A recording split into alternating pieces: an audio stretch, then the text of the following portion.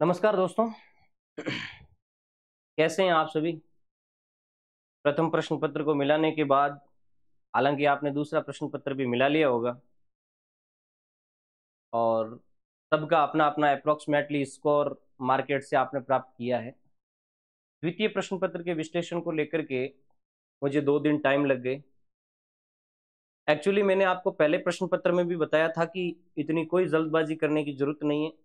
हर प्रश्न को आप आराम से ऑथेंटिक बुक से देखें। किसी कारणवश से मैं 2 दिन से बिजी था।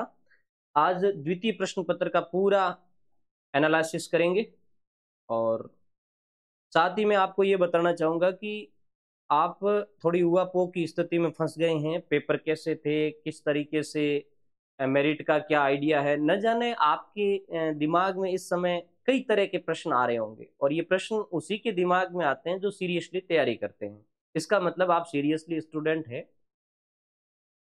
ये बात मायने नहीं रखती कि मेरिट कितनी जाएगी। आपने बढ़िया किया है तो आप मेरिट के दायरे में हैं। आपके नंबर कितने हैं ये मैं आपको नहीं बताना चाहूंगा कि आपके उतने नंबर से ही आप बाहर हो सकते हैं, क्योंकि आपने यदि तैयारी बढ़िया की है तो आप दौड़ में है, रेंज में है। क्राइटेरिया क्या रहेगा इसके लिए अपन 2-3 दिन से आगे और डिस्कस करेंगे। खैर, अभी हमें तो उम्मीद रखनी चाहिए। पहले प्रश्न पत्र को मिलाने के बाद और दूसरे को मिलाने के बाद आप निराशा के वातावरण में डूबे हैं, तो मैं तो आपको यही कहूंगा कि रख हौसला वो मंजर भी आएगा। रख हौसला वो मंजर भी आएगा, प्यासे के पास चलकर समंदर भी आएगा। थक हार ना बैठ ए मंजिल के मुसाफिर, मंजिल भी मिलेगी और मिलने का आनंद भी आएगा। तो मंजिल मिलेगी, नो डाउट। आज के प्रश्न पत्र में मैं सॉल्यूशन करवाऊंगा और साथ ही साथ मैं आपको धन्यवाद देना चाहता हूं। प्रथम प्रश्न पत्र के सॉल्यूशन के बाद में आपने मुझे व्हाट्सएप के जरिए जो अपना कोर्स चल रहा था प्रैक्टिकल ज्योग्राफी का, उसका जो रेस्पॉन्स दिया, किस तरीके से क्वेश्चन थे वो आपके क्राइटेरिया में आए और विशेष करके रिमोट सेंसिंग के लिए आपने बेहतर किया, इसलिए आपको धन्यवाद। क्योंकि मैंने केवल आपको मार्ग दिखाया था, सारी पर जो मेहनत थी, जो ध्यान था, वो सब आपका था। इस वजह से आप मंजिल के नजदीक गए।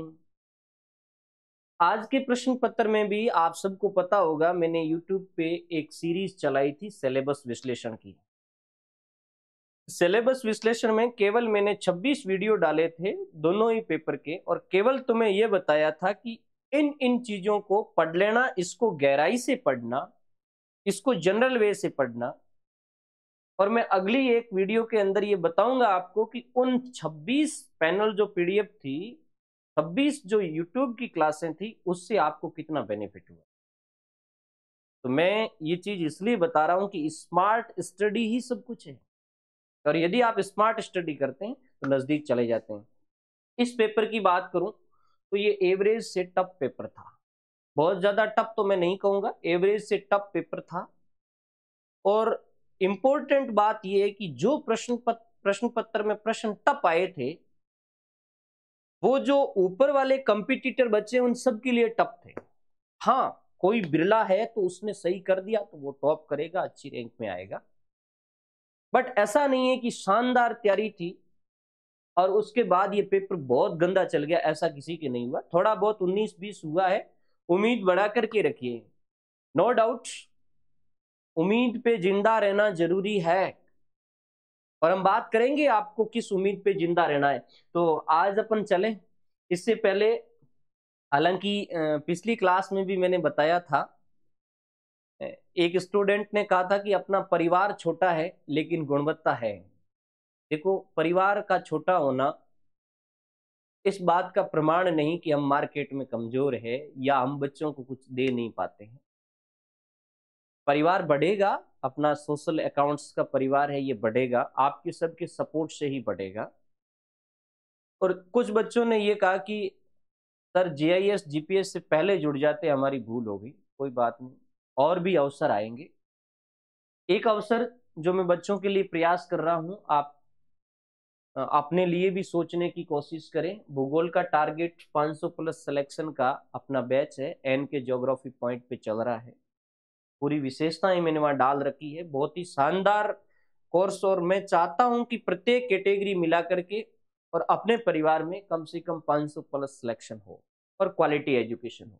चलो इन पर हम आगे और बात करेंगे। सीधा प्रश्न पत्र पे आ जाएं। तो आज के प्रश्न पत्र में मैं केवल आपको आंसर बताऊंगा। पिछले वाले की तरह मैं वो एनालिसिस इस तरीके से नहीं करूंगा कि ये मैंने वहां से आया है, क्योंकि उसके लिए मैं अलग बनाऊंगा आपको विश्वास देने के लिए कि क्या होती है स्मार्ट स्टडी और किस तरीके से स्मार्ट स्टडी से हम प्रश्नों की पहुंच तक जा सकते हैं। बात ये नहीं है कि अपन एक 800 पेज के नोट्स तैयार करके और प्रोवाइड करवा दें, या 800 पेज की आप नोट्स बना लो किताब में से लिख लिख लिख लिख करके और उसमें से 90% प्रश्न आ जाए, तो वो तो पढ़ो या फिर सारी किताबें पढ़ो, एक ही बात होती है। चलो हम बात करते हैं, सीधे प्रश्न पत्र पे आ जाएं। आप भी अपना प्रश्न पत्र खोल लें।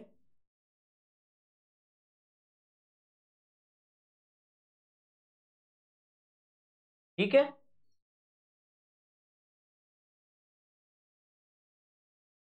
फटाफट अपन डिस्कस करें। काफी अच्छा रहने वाला है ये सेशन और मुझे उम्मीद है कि हम बहुत बेहतर करेंगे। आपको अच्छी तरीके से प्रश्न दिख रहा होगा। और इससे पहले एक चीज मैं बता दूं, मैंने अपना 100% देने की कोशिश की है। कुछ प्रश्न सस्पेंसिव भी है, कुछ प्रश्न मैंने आरपीएससी पे छोड़े हैं, उसका आंसर आरपीएससी मानेगी। एक चीज विद्यार्थियों ध्यान रखना, अभी जो आपका स्कोर है उससे 5 प्लस भी हो सकता है, 5 माइनस भी हो सकता है। अमूमन बच्चे ये कहते हैं कि सर मेरे तो माइनस में जाने का ज्यादा चांसेस है, प्लस में जाने का कहाँ चांसेस है। मैं बता दूं, आपके सामने 300 क्वेश्चन है। 300 क्वेश्चन में से कुछ ऐसे क्वेश्चन आरपीएससी डिलीट करेगी जिसकी आप कल्पना भी नहीं कर सकते, और कुछ ऐसे प्रश्न आपकी अपेक्षा के अनुरूप गहन तैयारी के हैं और अभी कोचिंग इंस्टीट्यूट कुछ अलग बता रहे हैं, उसको वो सही करेगी। तो आरपीएससी की आने के बाद आप अपना जजमेंट करें कि मैं कहाँ हूं। अभी जजमेंट नहीं करें, अभी तो आप मोटा मोटा मिलाने की कोशिश करें। एक प्रश्न आया था, पहला प्रश्न था, बाजार आधारित विचारधारा निम्नलिखित में से किस विद्वान द्वारा प्रतिपादित की गई? तो बिल्कुल सीधा उत्तर था वाल्टर इजार्ड। इस प्रश्न का फर्स्ट आंसर है वाल्टर इजार्ड। क्लियर कर दें, क्योंकि सेफल, फेटर और फ्लेंडर ये बाजार आधारित सॉरी ये प्रतिपादित नहीं की थी। प्लेंडर, सेफल और फेटर ये बाजार आधारित विचारधारा देने वाले थे और वाल्टर इजार्ड की विचारधारा बाजार आधारित नहीं थी। तो पहले प्रश्न का उत्तर आपका हो जाएगा वाल्टर इजार्ड। दूसरे प्रश्न पे आए, औद्योगिक अवस्थिति के लिए आइसोक्रोन शब्द का प्रयोग किसने किया? बहुत ही शानदार प्रश्न है विद्यार्थियों। आइसोक्रोन, यदि आप ऑथेंटिक बुक के अंदर जाकर के देखोगे, मेरे हिसाब से इसका उत्तर है टॉर्ड प्लेंडर। टॉर्ड प्लेंडर ने 3-4 शब्द दिए थे, आइसोक्रोन भी दिया था, आइसोवेक्टर भी दिया था। तो आइसोक्रोन शब्द है वो टॉर्ड प्लेंडर पे जाएगा। अब बच्चे कई वो मुझे स्क्रीनशॉट लेकर के भेज रहे हैं कि सर इस प्रश्न का उत्तर किसी ने लॉस माना है, किसी ने कुछ माना है, लेकिन जहां तक मैं कहता हूं टॉर्ड प्लेंडर सही है। और जिस जिस भी बच्चे के ऑथेंटिक सोर्स चाहिए कि भी इस प्रश्न का सोर्स कहाँ है, तो जरूरी नहीं है सारी चीजें मेरे पास ऑथेंटिक है, बट कुछ बुकों में जहां से मैंने तैयार किया मैं उसको सोर्स बताऊंगा कि ये यहां से मैंने इसको तैयार किया है। तीसरा क्वेश्चन है, नगरों के आकार में पदानुक्रमिक अभिव्यक्ति पाई जाती है। किसी भी प्रदेश में नगरों का आकार समरूप पाया जाता है। ध्यान से देखना, ए आपका सही है, आर गलत है। ऐसा नहीं है कि किसी भी प्रदेश के नगरों का आकार समरूप पाया जाता है। समरूप सभी यूनिफॉर्म नहीं हो सकते नगर, तो नो डाउट इसमें ए सही है और आर गलत है। निम्नलिखित में से कौन सी एक जियो टूरिज्म साइट है? बहुत ही सिंपल सा प्रश्न था। रामगढ़ क्रेटर या रामगढ़ झील, ये जियो टूरिज्म साइट का एग्जांपल है। देखो इसमें एक चीज मैं थोड़ा मेंशन कर दूं, कौन सा प्रश्न टफ है और वो प्रश्न आपने सही किया है तो आप मान लेना एवरेज बच्चे से आगे जा रहे हैं। ये प्रश्न टफ था और यदि आपने इसको सही किया है तो आप एवरेज बच्चे से आधा नंबर अधिक मान लें। ये प्रश्न इजी था, इसको यदि गलत किया है तो आप नीचे आएंगे। जनगणना 2011 के अनुसार राजस्थान के कितने जिलों में 30% से अधिक जनसंख्या की दशकीय वृद्धि दर दर्ज की गई? ये प्रश्न इजी है क्योंकि अपन पढ़ते हैं कि भारत में सर्वाधिक जनसंख्या की वृद्धि दर वाले जिले, ऐसा पढ़ते हैं ना, तो उनके अंदर मैक्सिमम के अंदर 2 ही निकल करके आता है, तो इसमें आपका 2 सही होगा। ओके। उसके बाद में संथाल जनजाति द्वारा उपयोग किया गया कोपिन क्या है? इतना इजी प्रश्न नहीं है, बट जिसने संथाल जनजाति को ढंग से पढ़ा है तो वो प्रश्न कर सकता है। उसके अब वस्त्राभूषण के बारे में पढ़ा है तो कोपिन एक वस्त्र है। उसके बाद में प्रशुल्क एवं व्यापार पर सामान्य समझौता जिसे हम गेट कहते हैं, उसकी स्थापना 1947। ये इजी प्रश्न है, गलत नहीं जाना चाहिए। उसके बाद हैरिस महोदय द्वारा प्रस्तुत किए गए कार्यात्मक वर्गीक्रम में विश्राम एवं अवकाश नगर के लिए निम्नलिखित में से कौन सा संकेत अक्सर प्रयोग किया गया है? इतना टफ प्रश्न नहीं है विद्यार्थियों, क्योंकि आप कार्यात्मक प्रदेशों के वर्गीकरण में हैरिस की मेथड तो आपने पढ़ी होगी, मैंने वहां बताया था, हैरिस को अच्छे ढंग से पढ़ लेना। तो हैरिस ने जो क्लासिफिकेशन किया है उसमें केवल यही बुकों में यही चीज लिखी है कि ये प्रकार है और इसके लिए उसने ये अंग्रेजी वर्ड यूज किया है, तो इसके लिए उन्होंने एक्स अंग्रेजी वर्ड यूज किया था। एक्स सही होगा, इसका 3 सही होगा। उसके बाद में निम्नलिखित में से कौन सा नागा और संथाल प्रजातियों की संस्कृति में समानता होने का एक उदाहरण है? देखो, ये मैं आरपीएससी पे छोड़ रहा हूं, मुझे सस्पेंसिव लग रहा है और कहीं पर भी परफेक्ट आंसर मिल नहीं रहा है, बट मैं मेरा आइडिया बताता हूं। मैं एग्जाम में बैठता तो इसमें क्या करता, तो यहां मुझे कल्चर डिफ्यूजन सही लग रहा है, जो सांस्कृतिक प्रसार है नागा का, जिस तरीके से नागा का प्रसार हुआ है उसी तरीके से संथालों का है, क्योंकि अभी भी ये एजुकेशन की जो बिलो लाइन है उसके अंदर है, तो सांस्कृतिक जो विचरण है इनका वो बराबर हो सकता है, मे बी पॉसिबल, मैं कह कुछ नहीं सकता, लेकिन मेरी दृष्टि से मैं इसको मानूंगा। बाकी पारिस्थितिकी तो नहीं हो सकता बिल्कुल। विशिष्ट सांस्कृतिक क्षेत्र ये एक विकल्प बन सकता है, क्योंकि नागा की अपनी विशिष्ट एरिया है और इनका संथालों का अपना विशिष्ट एरिया है। Which one of the following is example of the simulation? ठीक है, कभी कभार हो सकता है कौन नहीं है ये भी देख ली, क्योंकि सारे मैंने अंग्रेजी के आंसर भी पढ़े नहीं थे। किसी भी क्षेत्र की शहरी व्यवस्था की विशेषता एक शहर का प्रभुत्व होता है, किसे कहा जाता है? देखो, एक शहर के प्रभुत्व की बात की है तो बिल्कुल सिंपल सा प्रश्न बनता है ये, मेजर सिटीज या कहते हैं या प्राइमेट सिटी, तो ये प्रश्न इजी था। वैसे ये प्रश्न जिसके सही जाएगा वो टफ है ना, ये उसका बाइलक रहेगा, आधा आगे जाएगा। ये इजी है, ये जिसके गलत हो रहा है वो बैक में जाएगा, ध्यान रखना। उद्योगों की स्थिति निर्धारण पर मांग के पड़ने वाले प्रभाव को प्रमुख कारक किसने माना है? डिमांड को किसने वेटेज दिया है? तो आपने वो डिमांड कॉइन पढ़ा होगा, मांग शंकु, तो ये अगस्त लॉस की तरफ जाएगा प्रश्न, लॉस का मांग शंकु। वैसे मांग आधारित सिद्धांत ही है लॉस का पूरा पूरा। उसके बाद नेक्स्ट, ये प्रश्न टफ है, ये प्रश्न जिसका सही गया है वो आप 100% मानिए प्लस के अंदर है। ये प्रश्न out of syllabus, out of criteria है बच्चे के। एक तरफ मॉडल दिए हुए हैं और विकास के, और दूसरी तरफ विद्वानों के नाम है, तो इसमें आपका फर्स्ट सही बैठेगा। ये इसमें ये निकलता है,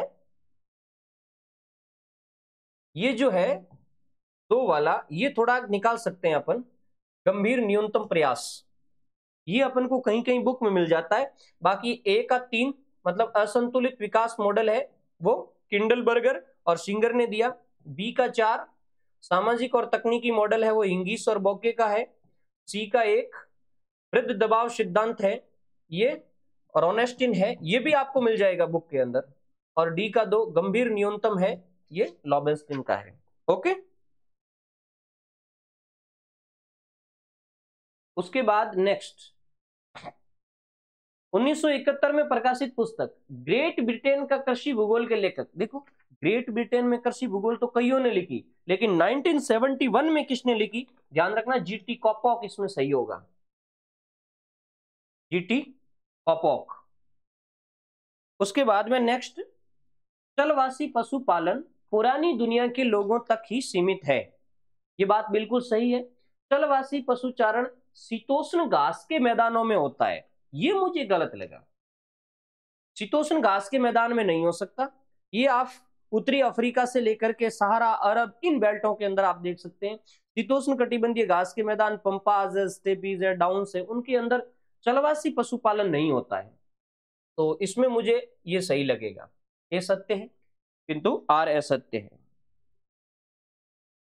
तो ये प्रश्न भी जिसका सही गया है, ये प्रश्न सही गया वो भी प्लस में जाएगा, ये प्रश्न सही गया है वो भी प्लस में जाएगा।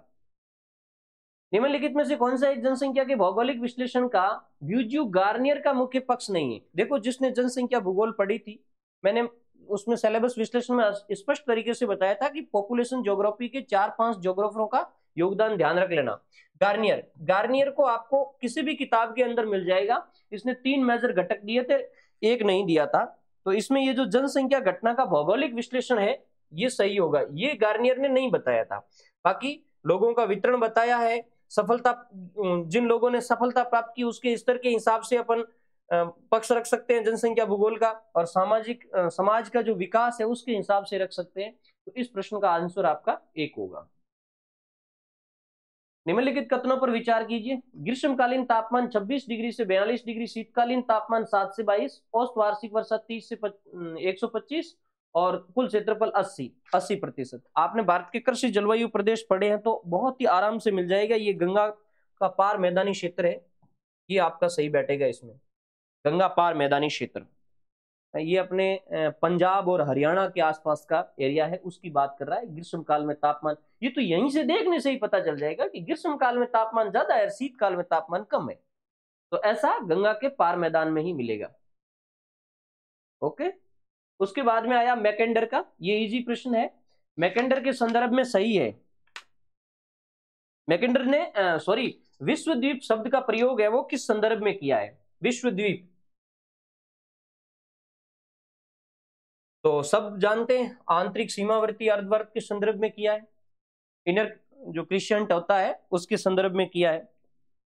उसके बाद में नगर उपांत शब्द का प्रयोग किसने किया, तो ये भी बहुत इजी प्रश्न था, टी.एल. स्मिथ। क्योंकि जिसने भी अर्बन फ्रिंज पढ़ा है तो नॉर्मली अर्बन फ्रिंज शब्द किसने दिया वो पहले पढ़ा होगा।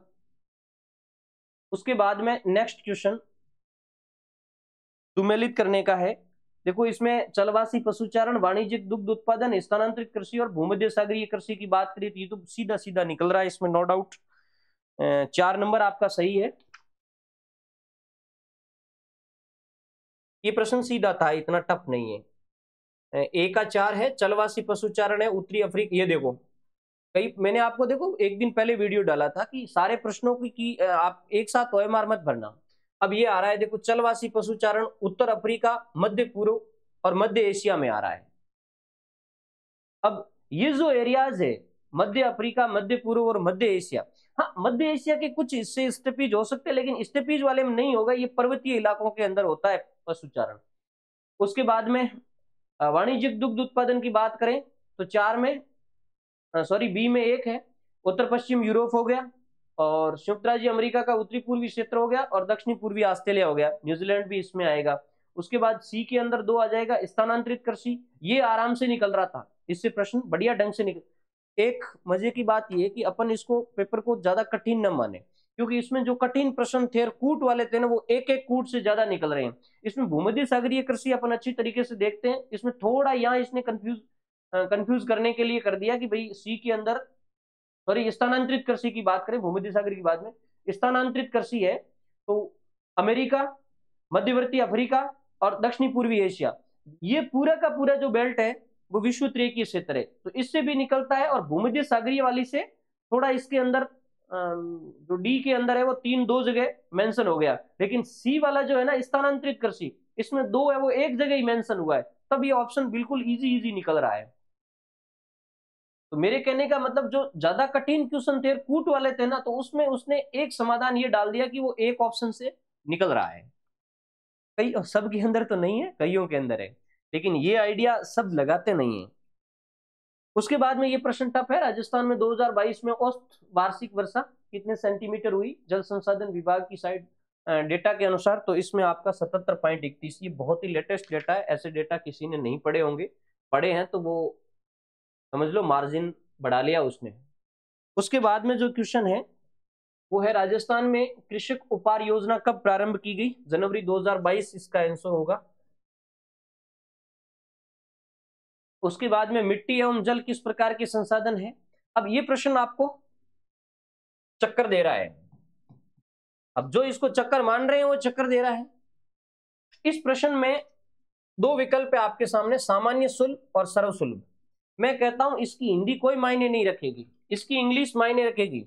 यूबिक्विटीज है या कॉमोडिटीज है, ये हिंदी के अंदर इधर उधर बिखर जाएंगे शब्द। मैं ये आरपीएससी पे छोड़ता हूं, बट मेरा आइडिया मैं बता देता हूं। जब मैंने जो सोर्स देखे हैं, हिंदी के अंदर देखोगे तो सर्व सुलभ में सीधा लिखा लिखा मिलेगा जल और मृदा, लेकिन इंग्लिश के अंदर आप जाकर के देखोगे तो यूबिक्विटीज जो रिसोर्सेज होते हैं उसमें वायुमंडलीय सोर्सेज अर्थात गैसें और जलवाष्प, तो उसमें जल ऐड हो सकता है और प्रकाश, ये यूबिक्विटीज के अंतर्गत आता है। सर्वसुलभ अर्थात यूबिक्विटीज के अंदर वे सोर्स होंगे जो इस पृथ्वी पर सब जगह न्यूनाधिक मात्रा के अंदर उपलब्ध है। तो क्या दुनिया में सब जगह मिट्टी उपलब्ध है? ऐसा पॉसिबिलिटी नहीं। ऐसी कंडीशंस में मेरा आंसर है सामान्य सुलभ संसाधन। हो सकता है अब आरपीएससी के एग्जामिनर ने इसको देख करके, हिंदी वर्जन को देख करके बना दिया है, तो हो सकता है, लेकिन मैं प्रथम दृष्टिया सामान्य सुलभ मानता हूं, क्योंकि कम्युनिटीज के अंदर वे संसाधन आते हैं जो पृथ्वी पर विशेष स्थान पर या यूं कह सकते हैं कि बड़े पैमाने पर धरातलीय भागों में पाए जाते हैं। तो यहां सामान्य सुलभ के अंदर मिट्टी जल आता है, और वैसे मिट्टी का सर्व सुलभ के अंदर आपको विकल्प मिलेगा ही नहीं। आप देख लेना, कुछ किताबें भले ही लिखती है सामान्य सुलभ के अंदर मृदा या चट्टान हर जगह लिखा हुआ होता है, तो इसमें सामान्य सुलभ में सही मानूंगा। और बट आपका आंसर आरपीएससी आने के बाद ही आप क्लियर करें। उसके बाद में जीवन और मृत्यु प्रदेश की बात करी है जोनासन ने। नेक्स्ट, निम्नलिखित में से कौन सा सांस्कृतिक प्रदेश उत्तर पश्चिम यूरोपीय परिमंडल में सम्मिलित नहीं है? उत्तर पश्चिम यूरोपीय परिमंडल की बात कर रहा है तो इसमें आपका इटली नहीं आएगा, ये भूमध्य सागरीय प्रदेश के अंतर्गत आता है। बाकी निम्न प्रदेश, फ्रांसीसी प्रदेश और जर्मन प्रदेश ये आते हैं, तो इसका इटली प्रदेश हो जाएगा। निम्नलिखित में से कौन सा उद्योग और अवस्थिति सही सुमेलित नहीं है? अब इस प्रश्न को देखो, कई बच्चों ने मुझे स्क्रीनशॉट भेज दिया, लेकिन जहां तक मैं मानता हूं, जैसे इसमें जलयान निर्माण विशाखापट्टनम है, नो डाउट, जूट बिरलापुर है, नो डाउट। अब कुछ बच्चे कह रहे हैं कि सर सूती वस्त्र रामानाथपुरम में नहीं है। मैं 4 बुकों के अंदर आपको बता देता हूं सूती वस्त्र रामानाथपुरम में है, तो मैं इसका आंसर पेट्रो रसायन मानता हूं। पटियाला के अंदर पेट्रो रसायन, आप मुझे एक एग्जांपल बता दीजिए। अब कोई नई फैक्ट्री किसी ने लगा दी तो वो अलग मैटर है, मेरा जो आंसर होगा वो पेट्रो रसायन पटियाला होगा, ठीक है। उसके बाद में हाँ, एक डेफिनेशन दी है, सिलेबस विश्लेषण करते समय मैंने हाथ रख करके कहा था कि ये मूर तुम्हें ध्यान रखना है, और वो मूर की परिभाषा आ गई है। यह परिभाषा क्या है? राजनीति, भूगोल, राजनीति और भौगोलिक उपक्रमों के मध्य स्थानगत अथवा क्षेत्रीय अंतर संबंध को स्पष्ट करती है, ये रिचर्ड मूर की परिभाषा है। उसके बाद में क्षेत्रीय परिचलन संकल्पना, बहुत ही इंपॉर्टेंट प्रश्न था, इजी भी था, जेलिंस्की की है। देखो ये प्रश्न टफ में जाएगा, और ये ऊपर वाला प्रश्न इतना टफ नहीं है आप जितना मानते हैं। और उसके बाद में नेक्स्ट आ जाएं, ये प्रश्न भी इजी है, निम्नलिखित में से कौन सा लॉस का परिवर्तित के अनुक्रम नहीं है? इसमें 15 नहीं होगा परिवर्तित के, बाकी 3 है, 7 है, 9 है, 13 है, 17 है, 19 है, इस तरीके से जाता है इनका, 13 है, 19 है, इस तरीके से जाता है, 15 इसमें नहीं आएगा आपका। ये भी इजी क्वेश्चन है। निम्नलिखित में से कौन सी अम्लैंड के सीमांकन हेतु प्रयुक्त एक मात्रात्मक विधि नहीं है? ये तो बिल्कुल सीधा सीधा निकल रहा था, मात्रात्मक विधि का थीसेन का बहुभुज था, ये मात्रात्मक नहीं है। बाकी फुटकर गुरुत्वाकर्षण, और द्विभाजक बिंदु, विकेट पॉइंट, ब्रेकिंग पॉइंट जिसको कहते हैं, और अंतःक्रिया मॉडल कैरी का, ये सारे हैं। उसके बाद में नेक्स्ट क्वेश्चन आता है कोस्ट्रोविकी का। ये प्रश्न भी ज्यादा हार्ड नहीं था जिसने कोस्ट्रोविकी को पढ़ा है, कि कोस्ट्रोविकी द्वारा दिए गए विश्व के कृषि प्रमुख सांकेतिक चिन्हों के वर्गीकरण में निम्नलिखित में से कौन सा एक सुमेलित नहीं है। वैसे इसमें भी लिखा हुआ है not matched, does not match, तो इसमें आपका ये एच है वो इसके साथ मैच नहीं कर रहा है।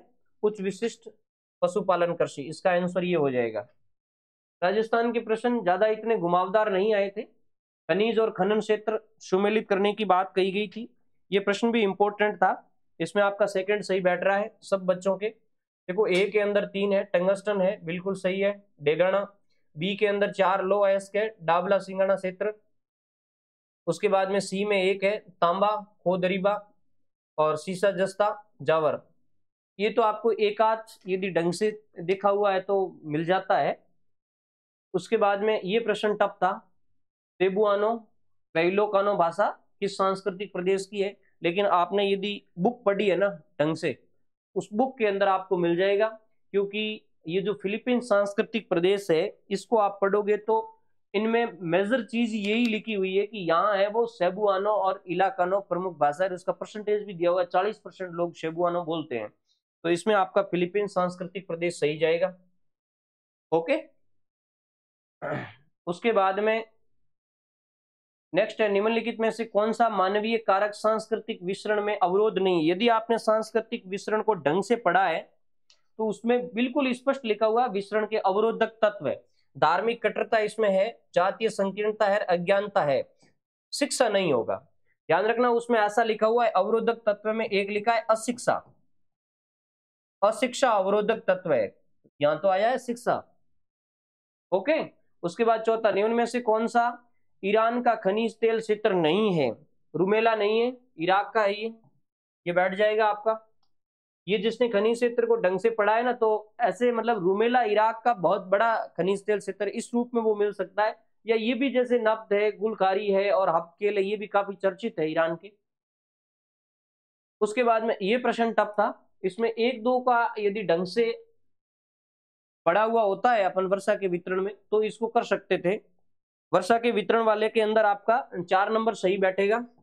ए का संबंध 3 से, मतलब गुवाहाटी के अंदर 2 सेंटीमीटर, बी का संबंध 4 से, शिमला के अंदर 122, और सी का संबंध 1 से, शिलोंग के अंदर 183, और डी का संबंध 2 से, मुंबई के अंदर 140। अब ये कैसे निकलता पता है, ये प्रश्न जिसने थोड़ा सा आइडिया लगाया है, इनके अंदर अपन को पता है कि शिलोंग के अंदर सबसे ज्यादा बारिश होती है मेघालय के अंदर, तो शिलोंग में 183 जाते ही ये प्रश्न निकल गया। देखो सी के अंदर एक केवल इस एक में ही दिया हुआ है, बाकी किसी में नहीं। ये प्रश्न ऐसे जिसने यदि ढंग से किया था ना, थोड़ा दिमाग लगा करके, तो वहां उसका सही बैठ गया था। राजस्थान सरकार द्वारा पर्यावरणीय समस्याओं के नियंत्रण और सुझाव हेतु राजस्थान राज्य पर्यावरण नीति कब घोषित की गई। हालांकि जिसने ढंग से एनवायरमेंट वाला चैप्टर पढ़ा है तो ये प्रश्न निकल जाना चाहिए, बट ये मीडियम टफ है, ज्यादा टफ तो नहीं है। 2010। ओके, उसके बाद में तंपारा झील, ये थोड़ा सा गहरा प्रश्न है। अमूमन अपन रामसर साइट पढ़ते हैं, लेकिन इतने सारे रामसर साइटों को कौन पढ़ते हैं। तो तंपारा झील उड़ीसा, ये सही है। ये प्रश्न भी इतना ज्यादा टफ नहीं था। निम्नलिखित में से कौन सी एक नदी का उद्गम स्थल है वो सुमेलित नहीं है। तो पार्वती बीजराल की पहाड़ियां ये सुमेलित नहीं है। बाकी कांकनी कोठारी गांव, कोठारी दिवेर है और बेड़ज गोगुंदा, ये सही है। निम्नलिखित में से कौन सा एक सुमेलित नहीं है। इसमें भी ज्यादा गहराई में जाने की आवश्यकता नहीं थी। अधिक घनत्व पश्चिम यूरोप, ये बैठ रहा है। प्राय निर्जन कनाडा का उत्तरी भाग भी बैठ रहा है। इसमें थोड़ा कंफ्यूजन बना होगा आपके, साधारण घनत्व कांगो बेसिन और अल्प घनत्व के क्षेत्र उत्तरी अर्जेंटीना। ये कांगो बेसिन में आपको साधारण घनत्व नहीं मिलेगा, मतलब मॉडरेट का मतलब होता है मीडियम डेंसिटी वाला, तो मीडियम डेंसिटी नहीं है वहां, वो भी निम्न घनत्व की श्रेणी में आएगा, तो इसमें कांगो सही बैठेगा, कांगो वाला प्रश्न। नेक्स्ट, वॉन ट्यूनेन, ये प्रश्न बहुत इजी है। वॉन ट्यूनेन के सिद्धांत के अनुसार कृषक का लाभ निम्नलिखित में से किस विचलक से प्रभावित नहीं होता है। तो उसने तो 3 ही मेजर फैक्टर दिए, विक्रय मूल्य की बात वो करता है, परिवहन लागत की बात करता है और उत्पादन लागत की बात करता है। वॉन थ्यूनेन का श्रम लागत से कोई लेना देना नहीं था। इस प्रश्न में तुम्हारा जाएगा श्रम लागत। 20वीं शताब्दी के मध्य में निम्नलिखित में से किन विद्वानों ने कृषि प्रादेशिकरण में संख्या की विधि का उपयोग किया? ये थोड़ा टफ प्रश्न था। इसमें देखो तुम्हारा वीवर है, उसने संख्या की विधि यूज की, हालांकि वो प्रादेशिकरण में नहीं है बट यूज तो की है। हेल्ब्रेक का नाम अच्छे तरीके से मिलता है, आप पढ़ते हो तब। बर्च का नाम नहीं मिलता है। बट बाकी वालों के अंदर अपन देखें तो ये नाम इसमें नहीं आएगा। हम्बोल्ट निकल जाता है, उसने ऐसा कोई काम नहीं किया। स्ट्रेबो ने भी ऐसा कोई काम नहीं किया। तो वीवर और हेल्ब्रेक दो होता है, तो उस कंडीशंस में अपन बर्च को मान सकते हैं। ठीक है, मेरे हिसाब से। अब फिर आरपीएससी क्या पता, हो सकता है इनको कहीं से कनेक्ट कर दे, बट प्रथम दृष्टया मुझे बर्च, वीवर और हेल्ब्रेक वाला क्वेश्चन सही लग रहा है। उसके बाद में 42वां, ये प्रश्न बहुत इजी था, बहुत इजी था ये। कैसे था मैं आपको बताऊं, इसमें आपका 2 आंसर सही होगा। इसमें जैसे ये लिखा है ए दक्षिण पूर्वी रेलवे। अब हो सकता है दक्षिण पूर्वी रेलवे आपको पता नहीं हो, कोलकाता छोड़ो कोई बात नहीं। बे में दो है वो उत्तर पश्चिम रेलवे जयपुर। यहां से ये दो तो सीधे सीधे निकल रहे हैं। उसके बाद में पश्चिम मध्य रेलवे, जैसे ही अपन पश्चिम मध्य रेलवे जाते हैं उस समय जबलपुर आता है। बाकी सिकंदराबाद है वो थोड़ा नीचे चला जाएगा। तो इस ये जो आंसर बैठ रहा है ना, ये और ये दोनों जब कम्युनिकेट होते हैं आपस में तो ये आंसर निकल जाता है। और दक्षिण मध्य रेलवे है सिकंदराबाद में। फिर ये थोड़ा डीप, जिसने नॉलेज लगाया है, अपने ज्ञान का इस्तेमाल किया है, उसको बेनिफिट मिला है। ये क्वेश्चन भी इजी है और मैंने वो जो पैनल पीडीएफ प्रोवाइड करवाया उसमें इसका नाम लिखा था। स्पेंसर और थॉमस द्वारा लिखित पुस्तक कौन सी है? ये इंट्रोड्यूसिंग है सांस्कृतिक भूगोल का परिचय। ओके, उसके बाद में नेक्स्ट क्वेश्चन 44वां, सामाजिक भूगोल के सिद्धांत प्रिंसिपल डी ज्योग्राफी सोशियल्स पुस्तक के लेखक कौन है? ये थोड़ा गहरा प्रश्न था, जिसने बुक को पढ़ा है उसको ये मिल जाएगा। ये क्लावल का है, एसडी मौर्य में भी आपको मिलेगा, और भी किसी बुक के अंदर जहां आप थॉट पढ़ोगे सोशल ज्योग्राफी के, वहां आपको मिल जाएगा। ये प्रश्न थोड़ा कंफ्यूज कर रहा है। हिंदी के अंदर तो तारा प्रतिरूप की बात आप करते हैं, जबकि इंग्लिश के अंदर इसने लिखा है फैन पैटर्न। अब ये इंग्लिश सही जाएगा, फैन पैटर्न और तारा प्रतिरूप आपस में एक समान है नहीं। फैन पैटर्न की जब बात होगी तो ये मुझे डेल्टा ई एरिया के अंदर लगता है। इसका आंसर आरपीएससी डेल्टा ई माननी चाहिए, क्योंकि फैन पैटर्न एक तो डेल्टा में बनता है, एक बनता है गिरिपदीय क्षेत्रों में, पर्वतीय हो नहीं सकता। ठीक है, और पर्वत पदीय की बात करो तो आपको सर ये मैदानी में चला जाएगा। एक पॉसिबिलिटी तो बनती है, लेकिन डेल्टा ई शब्द आ गया तो डेल्टा ई में तो वो बनते ही है फैन प्रतिरूप। तो प्रथम दृष्टिया मुझे डेल्टा ई लग रहा है। अब आरपीएससी न जाने इसको यहां भी ले जाए, बट वो यहां ले जाएंगे तो बच्चे डिलीट करवा देंगे, तो डेल्टा की ज्यादा संभावना है। नेक्स्ट जो क्वेश्चन है, नियोजन प्रदेश के सीमांकन संबंधी थिसन बहुभुज विधि का प्रयोग किसने किया? ये प्रदेशों के सीमांकन की बात कर रहा है। तो प्रदेशों के सीमांकन में थिसन बहुभुज का प्रयोग पीटर हेगेट, बहुत कम मिलता है, इतना स्पष्ट कहीं नहीं मिलता है, लेकिन पीटर हेगेट की थोड़ी बहुत थ्योरी पढ़ते हैं तो ये सांख्यिकी से ये जो प्रदेशों के सीमांकन से रिलेटेड ये जरूर है, और इनका कनेक्शन भी थिसन बहुभुज से है। तब हमें लगता है कि थिसन बहुभुज पीटर हेगेट में जाएगा। बाकी सीधा ऐसे लिखा हुआ नहीं मिलता है कि प्रदेश नियोजित प्रदेशों के सीमांकन में थिसन बहुभुज विधि पीटर हेगेट ने यूज की। नॉर्मली किताब में नहीं, बाकी गहरी किताबों में तो आपको मिलेगा। तो इसमें आपका पीटर हेगेट जाएगा। निम्नलिखित में से कौन फूड टूज इंडस्ट्री है? तो ये तो बड़ी चीज है नहीं, हीरा इंडस्ट्री आ जाएगी। उसके बाद स्थानांतरित कृषि के स्थानीय नाम और देश में से असंगत छांटिए। तो कोनु को मैक्सिको, ये असंगत, ये गलत है। कोनु को वेनेजुएला के अंदर है। बाकी ये सीधे सीधे मिल जाते हैं, तावी मालागासी, रे लाओस। ये थोड़ा गहरा है, जुमा सुमात्रा, बट इसका आंसर आपका कोनु को हो जाएगा। 10 डिग्री चैनल, ये बहुत ही सिंपल सा था, छोटा अंडमान और कार निकोबार, सिंपल क्वेश्चन था ये। नेक्स्ट हिमालय की चोटियों के समूह सही समूह की पहचान कीजिए। ये प्रश्न भी आसानी से निकल सकता था। ये भारत के अंदर की बात कर रहा है, जो भारत में स्थित है। तो इसमें कामेत, नंदा देवी और नंगा पर्वत, 4 राइट होगा आपका। उसके बाद में निम्नलिखित विद्वानों में से किसने कृषि भूगोल के स्थान पर एग्रियन भूगोल कहा था? मैंने कहा था कि इसका ध्यान रखना, एग्रियन भूगोल का। और एग्रियन भूगोल जो शब्द यूज किया था वो फाउचर ने किया था। ओके। उसके बाद प्रादेशिक नियोजन के अंदर तंत्र उपागम, मैंने अच्छी तरीके से लिखा था वहां कि तंत्र उपागम का इस्तेमाल किसने किया था? चैडविक ने। ये प्रश्न भी नॉर्मल है, इतना ज्यादा गहरा नहीं है। ये प्रश्न थोड़ा जरूर गहरा था। उसके बाद में फसल सांद्रता ज्ञात करने हेतु स्तुति लब्धि विधि का प्रयोग किसने किया? देखो, स्तुति लब्धि में मैक्सिमम किताबों के अंदर लोकेशन क्योटेंट लिखा हुआ है, तो वो फ्लोरेंस सही बैठेगा।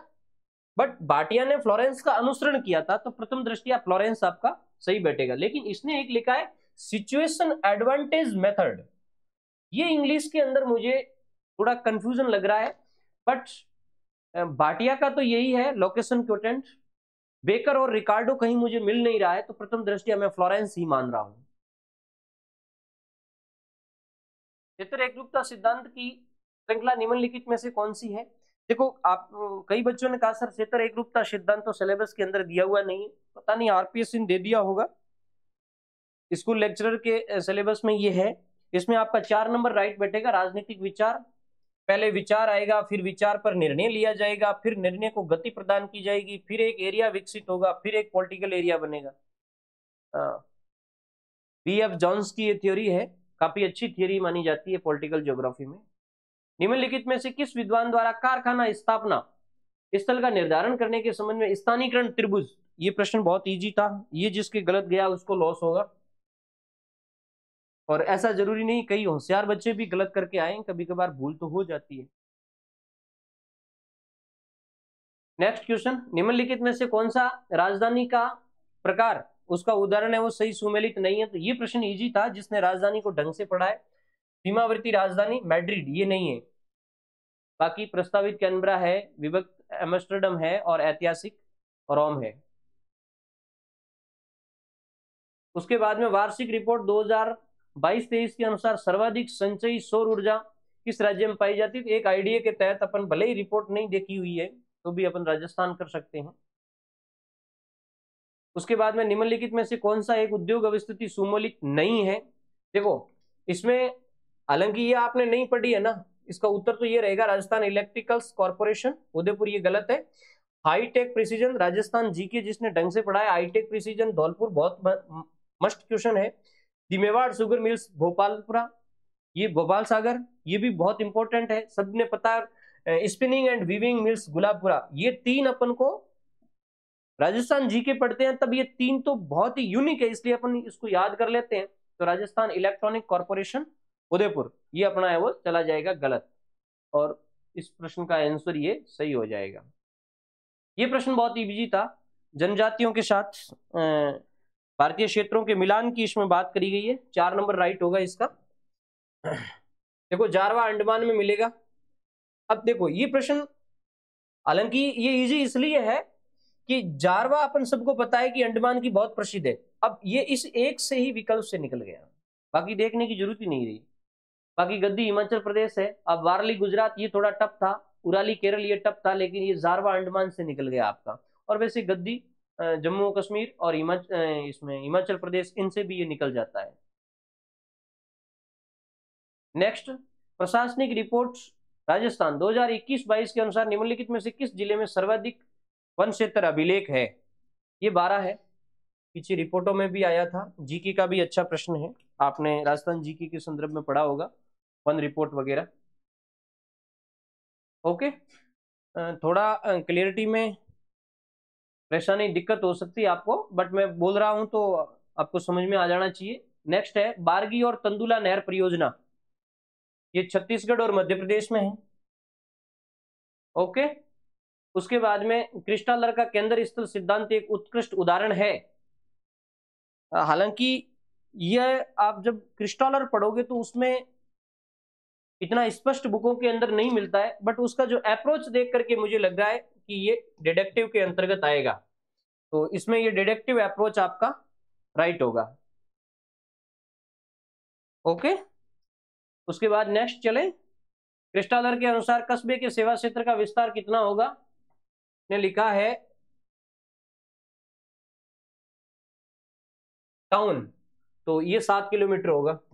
ये आपका क्रिस्टालर का पहला ही जो एक्सप्लेन करते हो, मैंने एक इंडेक्स बताई थी क्रिस्टालर के संदर्भ में, उसके अंदर ये आपको पहली लाइन के अंदर मिल जाता है।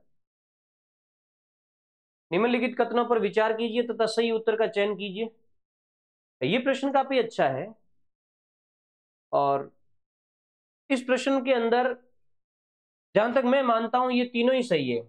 प्रति इकाई परिवहन लागत ट्रैफिक में वृद्धि के साथ परिवर्तित होती है, ये तो राइट है, इसमें नो डाउट। परिवहन लागत दूरी के आनुपातिक होती है। ट्रांसपोर्ट कॉस्ट आर आल्सो एक दूसरे के समानुपाती या आनुपातिक होना, ये हर थ्योरी के अंदर मिलेगा आपको, ट्रांसपोर्ट की कॉस्ट थ्योरी के अंदर। तो ये भी आपका सही बैठेगा। सभी परिवहन संचालन अंतिम लागत, यहाँ अंतिम लागत का मतलब होता है अंतिम लागत का संबंध उसने टर्मिनल कॉस्ट से बताया है। तो टर्मिनल कॉस्ट में स्थापक लागतें आती है, आपने पढ़ा होगा, जैसे रोड बनाने की लागत हो गई, हवाई अड्डा बनाने की लागत हो गई। तो सभी परिवहन संचालन अंतिम लागत से वृद्धि करते हैं, ये बात बिल्कुल सही है। आप जैसे रेलवे के अंदर किराए में वृद्धि क्यों हुई है? आपने स्टेशन बनाए हैं, बैरिकेड्स बनाए हैं, और यदि बैरिकेड्स नहीं बनते हैं तो फिर लागत है वो कम हो जाएगी। तो नॉर्मली मैं मानता हूं कि ये तीनों सही है, बट इसको मैं कहूंगा कि अब आरपीएससी किस व्यू से देखती है, क्योंकि हमसे वो बहुत एडवांस चलती है, उनके पास कई ऑथेंटिक बुकें हैं, पता नहीं कहां से उठाया, कौन कौन सी चीजें उसमें दी है। उसके बाद नेक्स्ट है, रूस में नियोजन प्रदेशों के सीमांकन में किस मुख्य कारक का उपयोग किया? बहुत शानदार प्रश्न है, इसमें सोशियल आपका सही बैठेगा, ध्यान रखना, सामाजिक कारक का इस्तेमाल किया है, क्योंकि जो कार्ल मार्क्स की थ्योरी है और जो लेनिन के आइडियाज है उसके बेस्ड पे रूस में नियोजन अपनाया गया था, और ये पूंजीवाद का तो बिल्कुल विरोधी था। तो आर्थिक तो इसमें हो ही नहीं सकता, आर्थिक और व्यापार तो किसी भी कंडीशंस में नहीं हो सकता। उसने सामाजिक इश्यू को ज्यादा है वो वेटेज दिया था, तो इसमें आपका सामाजिक सही बैठेगा, नो डाउट। नेक्स्ट, निम्नलिखित जापान के औद्योगिक प्रदेशों को उनकी स्थिति के अनुसार उत्तर से दक्षिण क्रम में व्यवस्थित कीजिए। अब ये थोड़ा सा गहरा प्रश्न था, जिसने ढंग से इसके जापान के द्वीपों के बारे में पढ़ा है ना, वहां से ये प्रश्न निकाल सकता है। इसका आंसर ये होगा 3, नगोया, ये सबसे नॉर्थ में है, उसके बाद किंकी, फिर हिरोशिमा, फिर शिकोकू और फिर किताक्यूसु। ओके, ये डीप प्रश्न है, ये प्रश्न इजी है। राजस्थान के जैसलमेर जिले में प्रारंभ की गई प्रथम पवन ऊर्जा अमर सागर वाली। उसके बाद में ये जाति स्क्रिप्ट प्योर जियोपॉलिटिक्स का लाउसोपर की किताब है, ये भी इजी था, इतना गहरा क्वेश्चन नहीं था। विनिर्माण उद्योग के वितरण का अध्ययन ही औद्योगिक भूगोल है, ये परिभाषा किसकी थी? मैंने औद्योगिक भूगोल के सिलेबस विश्लेषण की क्लास में, आप YouTube पे जाकर के देख लेना, मेरी क्लासें YouTube के ऊपर पड़ी है, एक प्लेलिस्ट बनाई हुई है सिलेबस विश्लेषण, एन के ज्योग्राफी पॉइंट, आप अभी देख ही रहे हैं, ये अपना YouTube है एन के ज्योग्राफी पॉइंट, इस पे जाकर के और आप चेक कर सकते हैं। ये चीज मैंने सीधी सीधी लिखी थी, मैंने कहा ये रिले की परिभाषा, इसको ढंग से पढ़ लेना आप, ये रिले की परिभाषा है, मैंने लिखा था, ये परिभाषा भी लिखी थी वहां। ओके, तो आप जरूर चेक करना, आपको एक कॉन्फिडेंस लेवल बिल्ड होगा कि किस तरीके से हम स्मार्ट स्टडी करते तो वहां तक जा सकते थे, निकट भविष्य में भी अपन ध्यान रखेंगे। और मेरी आप सबसे ये भी अपील है कि आप जुड़ें जरूर इनसे, वो क्या कहते हैं कि जुड़ने के लिए उसको ज्वाइन करें। और दूसरा जो मूल चीज है, अपने टेलीग्राम चैनल की बात कर रहा हूं मैं, इसी नाम से अपना टेलीग्राम चैनल है एन के ज्योग्राफी पॉइंट्स, इसी वीडियो के डिस्क्रिप्शन में मैं सारा डाल रहा हूं, इसी नाम से टेलीग्राम चैनल है, वहां समय समय पर आपको जानकारी मिलती रहती है। और एन के ज्योग्राफी पॉइंट नाम से ही अपना ऐप है, सारा डिस्क्रिप्शन बॉक्स में उसका लिंक वगैरह मिल जाएगा। यदि आप ज्योग्राफी में स्मार्ट स्टडी करना चाहते हैं तो हम और आप सब मिलकर के और अंतिम मंजिल तक पहुंचेंगे। और मूल जो अपना टारगेट है, अभी मैं नेट जेआरएफ का भी आगे शुरू करूंगा, और स्कूल व्याख्याता, इस समय मेरा फोकस स्कूल व्याख्याता पे। देखो मैं कभी भी दो राहों पे सवारी नहीं कर सकता, एक म्यान में दो तलवारें नहीं हो सकती। मैंने पहले असिस्टेंट प्रोफेसर पर काम किया था, केवल और केवल बच्चों का अच्छा रेस्पॉन्स आया, अब केवल और केवल स्कूल व्याख्याता पे काम कर रहा हूँ। तो स्कूल व्याख्याता के कोर्स से आप जुड़ना चाहते हैं, सहर्ष आपका धन्यवाद है, आपका स्वागत है, आप जुड़ सकते हैं। हर फैसिलिटी में प्रत्येक इंडिविजुअल बच्चे से जुड़ करके दूंगा। चले नेक्स्ट आगे चलें।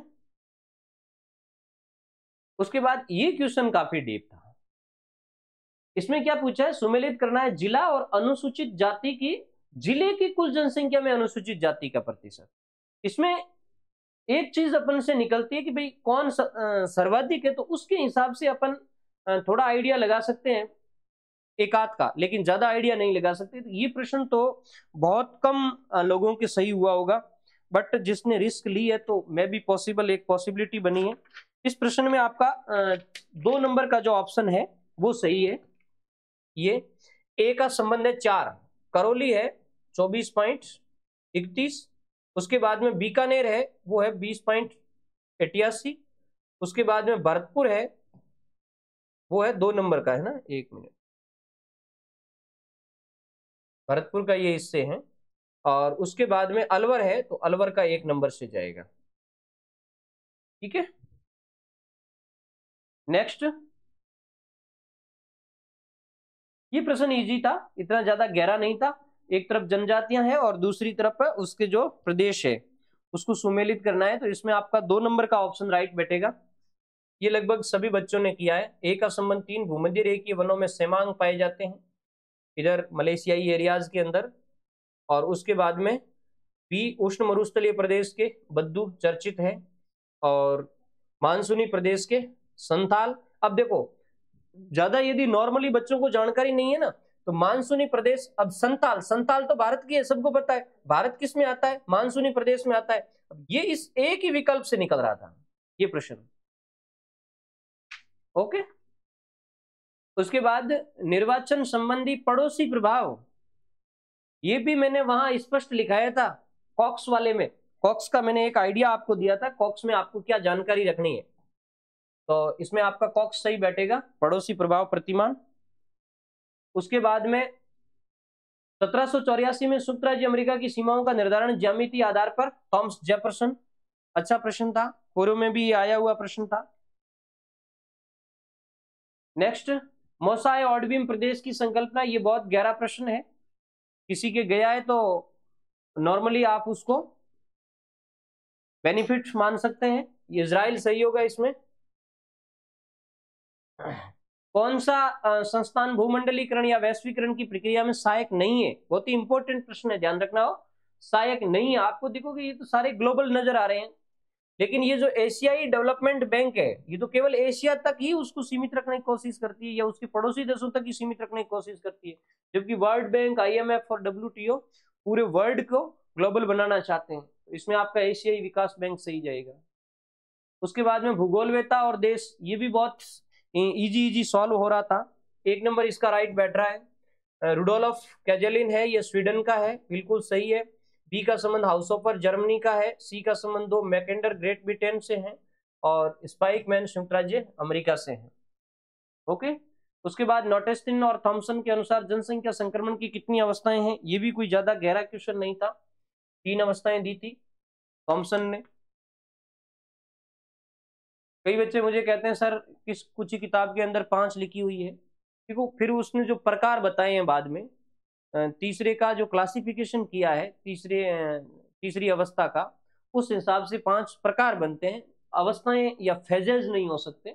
नॉर्मली इसने दिया है थॉमसन हाउ मेनी स्टेज दिया है, तो जहां तक मैं समझता हूँ स्टेज में 3 आपका सही जाएगा, बट अब एग्जामिनर का क्या व्यू रहा है उस पर डिपेंड करेगा, कि हो सकता है उसने उस नजरिए से सोचा है कि वो 5 स्टेप दिए हुए हैं तो उसने 5 मान भी लें, वो RPSC पे डिपेंड करेगा, बट मैं 3 मानता हूं।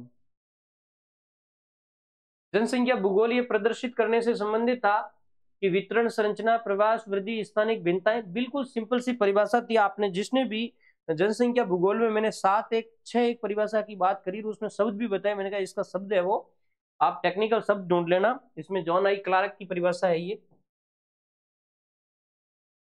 परिभाषा पे काफी अच्छा जोर दिया है एग्जामिनर ने। कौन सा फसल और उसके राज्य से संबंधित सर्वाधिक मामले में सुमेलित नहीं थी? ये प्रश्न इजी था। मूंगफली उड़ीसा, ये गलत है। तो इस प्रश्न का उत्तर ये बैठ जाएगा, मूंगफली उड़ीसा में नहीं है, गुजरात वाले बेल्ट में है। हरित क्रांति के प्रारंभिक चरण में कौन सी फसल शामिल नहीं थी? तो ये प्रश्न भी ज्यादा डीप नहीं है। रेशम का हरित क्रांति से क्या लेना देना है? ओके,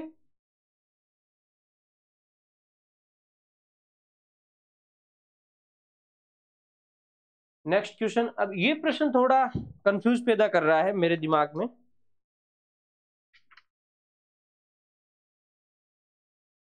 ये यूं कह रहा है कि प्रादेशिक नियोजन में मध्य स्तरीय प्रदेश के अंदर मेसो लेवल रीजन की बात कर रहा है। नियोजित प्रदेश 3 तरीके से होते हैं, वृहद प्रदेश, मध्यम प्रदेश और सूक्ष्म प्रदेश। तो मेसो प्रदेश की अपन बात करें तो उसकी विशेषताओं के संदर्भ में ये कह रहा है कि सभी स्थानीय स्तरीय उत्पादन तंत्र की विशेषता होती है। मे भी पॉसिबल, लगता तो है कि लोकल लेवल पे विशिष्टता है। एक मध्य स्तरीय प्रदेश में एक से अधिक सूक्ष्म स्तरीय प्रदेश होते हैं, ये बात भी सही है। दामोदर घाटी एक उदाहरण है। अब ये कंफ्यूज है, आर.एल. सिंह ने दामोदर घाटी को सूक्ष्म में माना है, जबकि कुछ विद्वान है दामोदर घाटी को इसमें मानते हैं, मैक्रो के अंदर मानते हैं, मेसो के अंदर मानते हैं। और बहुदिश विकास की संभावना, ये भी मुझे लग रहा है कि ये बहुदिश विकास तो होता है, क्योंकि जैसे अपन दामोदर घाटी की बात करें तो दामोदर घाटी के अंदर सिंचाई भी एक मेजर टारगेट था, और उत्पादन, विद्युत उत्पादन भी एक टारगेट था, और बाढ़ भी एक टारगेट थी। तो ये तो बहुविकास की संभावना होगी। तो ऐसी कंडीशंस के अंदर मुझे लगभग सभी लगते हैं, बट यदि आरपीएससी इसमें से कोई ट्विस्ट निकालती है तो इसमें से और इसमें से निकालने की कोशिश होगी। तो इसको मैं आरपीएससी पे छोड़ देता हूं। दामोदर घाटी वाला मैं सस्पेंसिव इसलिए मानता हूं कि आर.एल. सिंह ने क्लासिफिकेशन किया, उसमें स्पष्टता ये सूक्ष्म प्रदेश में है। बाकी कईयों ने किया, उसके अंदर ये मध्य रीजन के अंदर है।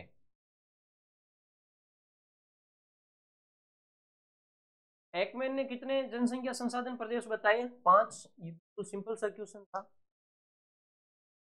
उसके बाद में नेक्स्ट क्वेश्चन है, निम्नलिखित में से कौन सा उद्योग ईंधन व शक्ति से न्यूनतम प्रभावित उद्योगों के अंतर्गत नहीं आता है? अब बच्चे मुझे इसका स्क्रीनशॉट लेकर के भेज रहे हैं कि सर इसके अंदर क्या होगा। इसमें आपका प्राथमिक धात्विक उद्योग आएगा 100%, क्योंकि आप ऑथेंटिक बुक के अंदर देखोगे तो जो ईंधन बेस्ड इंडस्ट्री है या ऊर्जा आधारित जो उद्योग है उसके 2-3 टाइप बताए हुए हैं, और उसमें स्पष्ट लिखा हुआ एक टाइप तो है न्यूनतम प्रभावित उद्योग और एक लिखा हुआ है प्रभावित उद्योग। तो न्यूनतम प्रभावित उद्योगों के अंदर टेलीविजन उद्योग भी है, विद्युत संबंधी मशीनें भी है, छापाखाना और प्रकाशन भी है। और उस सेकंड जो प्रभावित उद्योग है उसके अंदर प्राथमिक धात्विक उद्योग लिखा हुआ है। इस प्रश्न का उत्तर आपका प्राथमिक धात्विक उद्योग होगा। उसके बाद नेक्स्ट, अगस्ट लॉस की एक पुस्तक है, डिल रिमुचिए ऑर्डनम डर विरस्क्रैप्ट। इस पुस्तक के अंदर उद्योग से संबंधित किस तथ्य का उल्लेख किया है? आपको केवल और केवल यहां भरमाया गया है, इस पुस्तक में ही उसने थ्योरी दी है। तो आपको यह देखना है कि जो इसकी थ्योरी है अगस्ट लॉस की, उस थ्योरी के अंदर कौन सी चीज मेंशन नहीं है। यदि आपने अगस्ट लॉस को ढंग से पढ़ा है तो जैसे उद्योगों में कच्चे माल वाली बात है, इसकी ये बात ही नहीं करता है अगस्ट लॉस। अगस्ट लॉस उत्पादन संबंधी लागत की बात करता है, स्थिति संबंधी लागत की बात करता है, और परिवहन लागत की बात करता है। तो इसमें आपका आंसर हो जाएगा उद्योगों में कच्चे माल संबंधी।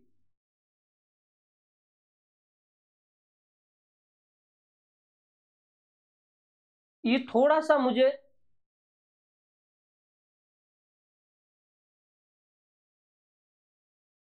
एक चीज और है, हालांकि इस प्रश्न को मैं अभी सस्पेंस में डाल देता हूं। उद्योग में संबंधित किस तथ्य का उल्लेख है?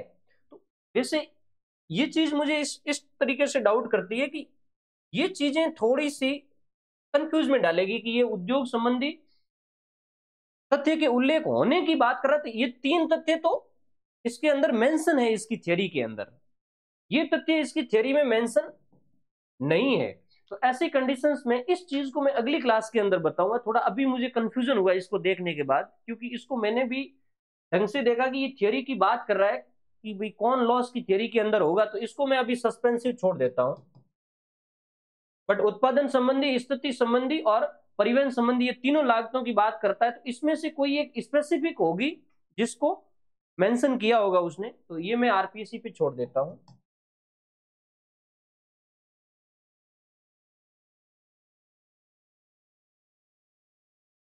ओके, या मैं अगली क्लास के अंदर इसका बता दूंगा या टेलीग्राम पे डाल दूंगा, इसको मैं टेलीग्राम चैनल पे डालूंगा सही ढंग से देख करके। उसके बाद में गॉल्ड द्वारा विकसित परिवहन मॉडल तो बिल्कुल स्पष्ट है, स्पेशल एक्सप्लोरेशन मॉडल, स्थानिक खोज मॉडल, ये आपका सही जाएगा।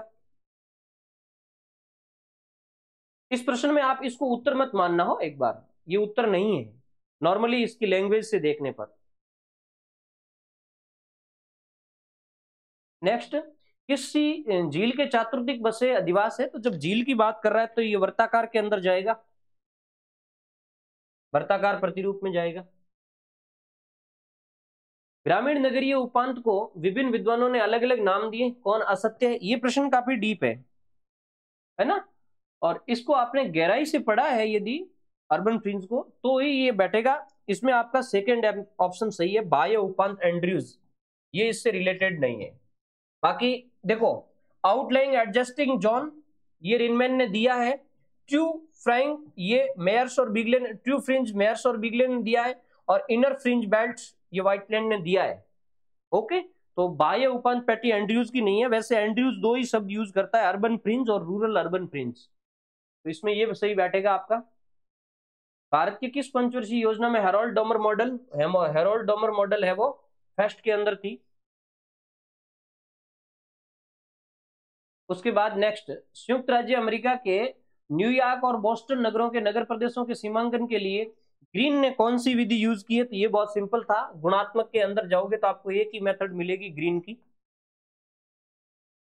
निम्नलिखित में से कौन सा एक भारत का प्रमुख औद्योगिक प्रदेश है? ये भी बहुत इजी क्वेश्चन था, कोलकाता हुगली। ओके,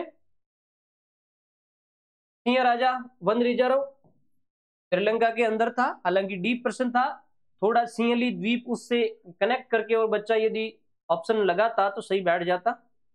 ये जो फार्मूला दिया हुआ है कि किस विद्वान ने ऑप्टिमियम पॉपुलेशन के लिए दिया है, तो ये फॉर्मूला आपका है डाल्टन का। ओके, इसमें आपका सही होगा डाल्टन। ये भी गहराई क्वेश्चन था, ऑप्टिमियम पॉपुलेशन को यदि आपने बहुत गहराई से पढ़ा है तो आपका सही बैठता। संरक्षित क्षेत्र और जिले जो पुरातन है उसके हिसाब से गलत युगम है, तो ये रोटू नागौर के अंदर है। किस विद्वान ने कहा कि कृषि भूगोल को कृषि विज्ञान और भूगोल दोनों माना है, यानी दोनों मानना चाहिए? ये मैंने उस पैनल में अच्छी तरीके से बताया था। इसमें आपका बर्नार्ड सही जाएगा। बर्नार्ड ने कृषि भूगोल को 2 भागों में बांटा था, कृषि विज्ञान और भूगोल। किस अर्थव्यवस्था में प्रत्येक केंद्र एक आर्थिक पक्ष से विशिष्टता रखता है? देखो, ये सेंटर यदि स्पेशलाइजेशन की बात करता है ना, तो उस समय खुली अर्थव्यवस्था में जाएगा। इसको थोड़ा गहरा पढ़ना, बच्चे इस पर कंफ्यूज पैदा करते हैं कि सर खुली अर्थव्यवस्था में स्पेशलाइजेशन कैसे होगा। खुली अर्थव्यवस्था को आप ढंग से पढ़ोगे तो उसमें पता चलेगा कि किस तरीके से एक केंद्र का दूसरे केंद्र के साथ कनेक्शन होता है। कनेक्शन क्यों होता है? क्योंकि प्रत्येक केंद्र होता है वो कुछ स्पेशल प्रोडक्शन करता है। एक केंद्र स्पेशल प्रोडक्शन करेगा और बी स्पेशल प्रोडक्शन करेगा, तो ए वाली चीज बी पे जाएगी और बी वाली चीज ए पे आएगी, और जब ये चीज जा रही है तभी तो खुली अर्थव्यवस्था है। तो जहां तक मैं समझता हूं, मेरे नजरिए से इस प्रश्न का उत्तर खुली अर्थव्यवस्था होगा। बाकी आरपीएससी ने इसको किस व्यू से दिया है वो एक अलग मैटर है, इसको खुली अर्थव्यवस्था आप सही माने।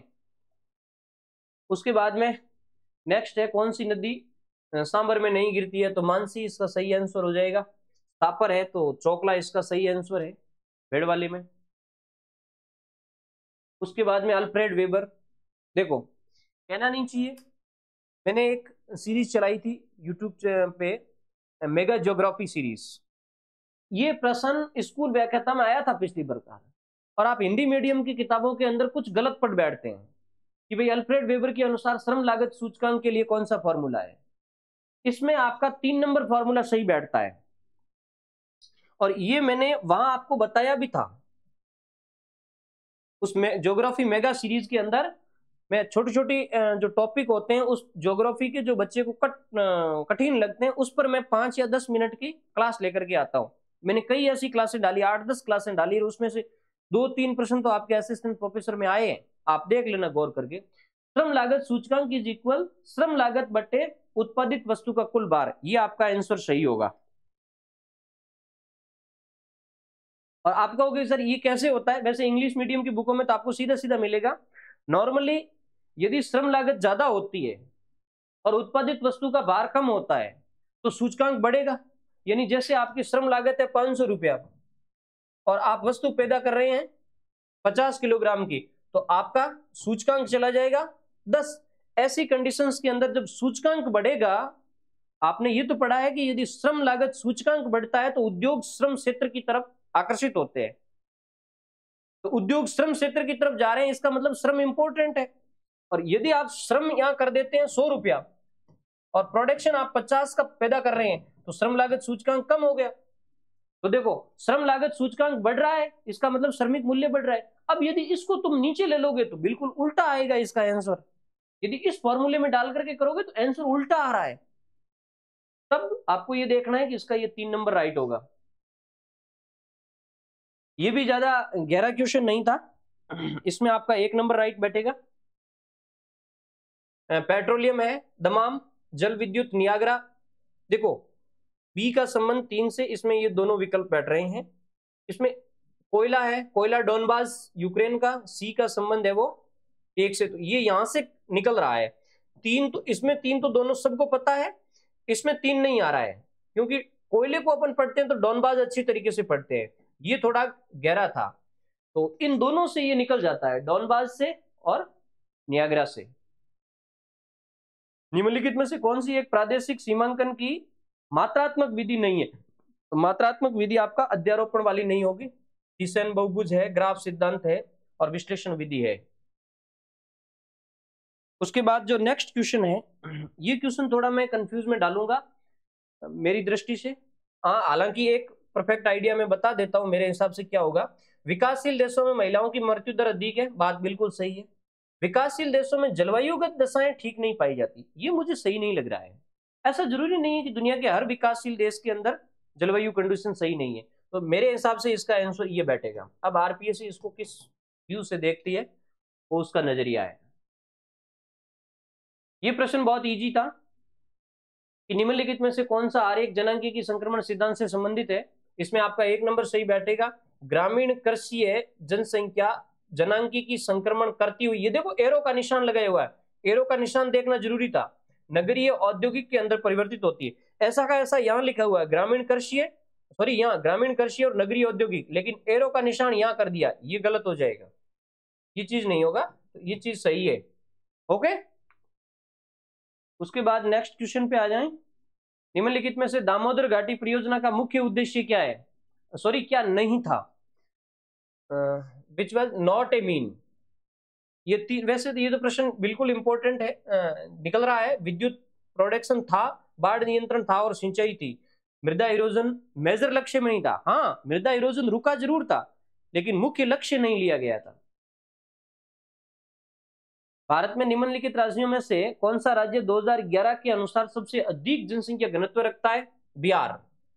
ओके, ये ज्यादा गहरा क्वेश्चन नहीं था। कोहन द्वारा प्रतिपादित प्रदेश किस नाम से जाने जाते हैं? ये अच्छा प्रश्न था, मैंने वहां आपको बताया भी था कि ये कोहन के भूसामरिक प्रदेश याद कर लेना। और जहां जिसने भी अपने जो सिलेबस विश्लेषण देखे थे तो उसमें कम से कम देखो इजी प्रश्न तो सबने किए हैं, जो हार्ड कम से कम 30 से एक प्रश्न थे, कह रहे थे, वो आपको वहां से पकड़ में आ गए हैं। खैर जितने भी आपके नंबर बने हैं, मैं आपको कहूंगा घबराने की कोई आवश्यकता नहीं है। अभी हम और प्रयास करेंगे। एक चीज मैं आपको और बताना चाहूंगा कि मेरिट क्या रहेगी, कितनी रहेगी, इसका विश्लेषण करना मैं उचित तो नहीं समझता। अप्रोक्सीमेटली मैं 2-4 दिन से आपको बता दूंगा क्या मेरिट की पॉसिबिलिटी है। इंटरव्यू की तैयारी, जिससे भी ढंग के नंबर आते हैं उसको इंटरव्यू की तैयारी जम करके अभी से करनी चाहिए। और इंटरव्यू के लिए मैं एक स्पेशल बैच लेकर के आऊंगा। जिस समय इसका रिजल्ट आ जाएगा आपके, उसके बाद में स्थिति क्लियर हो जाएगी कौन कौन लोग इंटरव्यू के लिए एलिजिबल है। मैं कम से कम 50-60 ऐसी क्लासें लेकर के आऊंगा जिसमें हम चैप्टर वाइज विश्लेषण करेंगे। किस तरीके से प्रश्न पूछे जाने की संभावना है, आपको उत्तर किस तरीके से तैयार करना है। फिजिकल ज्योग्राफी में जियोमॉर्फ में क्या पूछे जाने की संभावना है, सोशल ज्योग्राफी में क्या पूछे जाने की संभावना है। इस तरीके से अपन 50-60 डिस्कस वीडियो लाएंगे। उसके बाद में इंडिविजुअल बच्चे से कनेक्ट होकर के और लाइव एज ए इंटरव्यू उनसे बात करेंगे अपन आपसे। और एज ए इंटरव्यू भी आपका जो सीरीज है वो मैं लाइव मोबाइल के जरिए या अपने इस चैनल के जरिए मैं आपसे करने की कोशिश करूंगा। वो अपने एप्लीकेशन पे एक बैच होगा।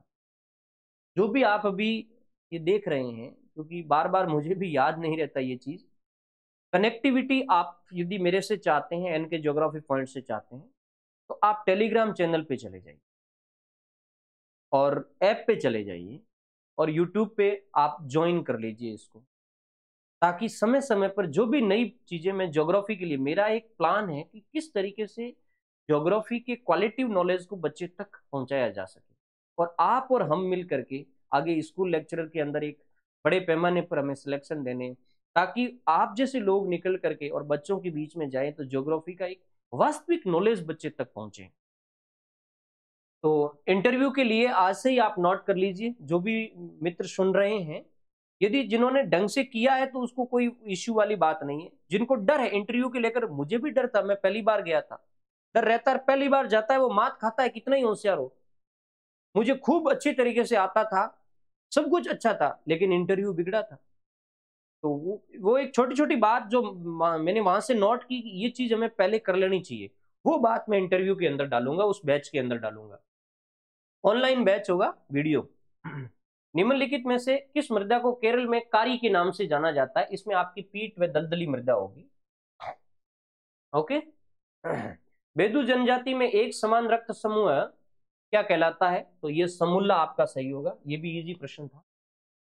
स्पेंसर और थॉमस ने संपूर्ण विश्व को, ये भी इजी प्रश्न था, जिसने भी स्पेंसर और थॉमस को पढ़ा है, कितने मंडलों में बांटा है, 11। उसके बाद में जिला और खनन क्षेत्र, ये थोड़ा सा डीप क्वेश्चन था, है ना, इसमें आपका 2 नंबर राइट बैठेगा। ये भी एक आध बिंदु से निकल जाना चाहिए मेरे हिसाब से। थोड़ा सा ये फलसुंड है ना, जैसलमेर साइड का है, जोधपुर, इससे कनेक्शन करके अपन निकाल सकते थे। जैसे सी का संबंध 4 से दिया है, इसमें भी दिया है, इसमें भी दिया है, ये थोड़ा कंफ्यूजन कर देगा, दोनों में है। तो देखो, ए का संबंध 2 से राजसमंद ऑर्डन, और बी का संबंध 1 से बांसवाड़ा का है कचला, और सी का 4 से, और डी का संबंध हो गया 3 से। ये क्वेश्चन थोड़ा गहरा डीप क्वेश्चन था, ये इजी क्वेश्चन है। राजस्थान के संदर्भ में पूछा, कृषि जलवायु प्रदेश 3A, तो इसमें आपका अजमेर, दौसा, टोंक, जयपुर सही होगा। ये लगभग हर पढ़ने वाले बच्चे ने सही किया है।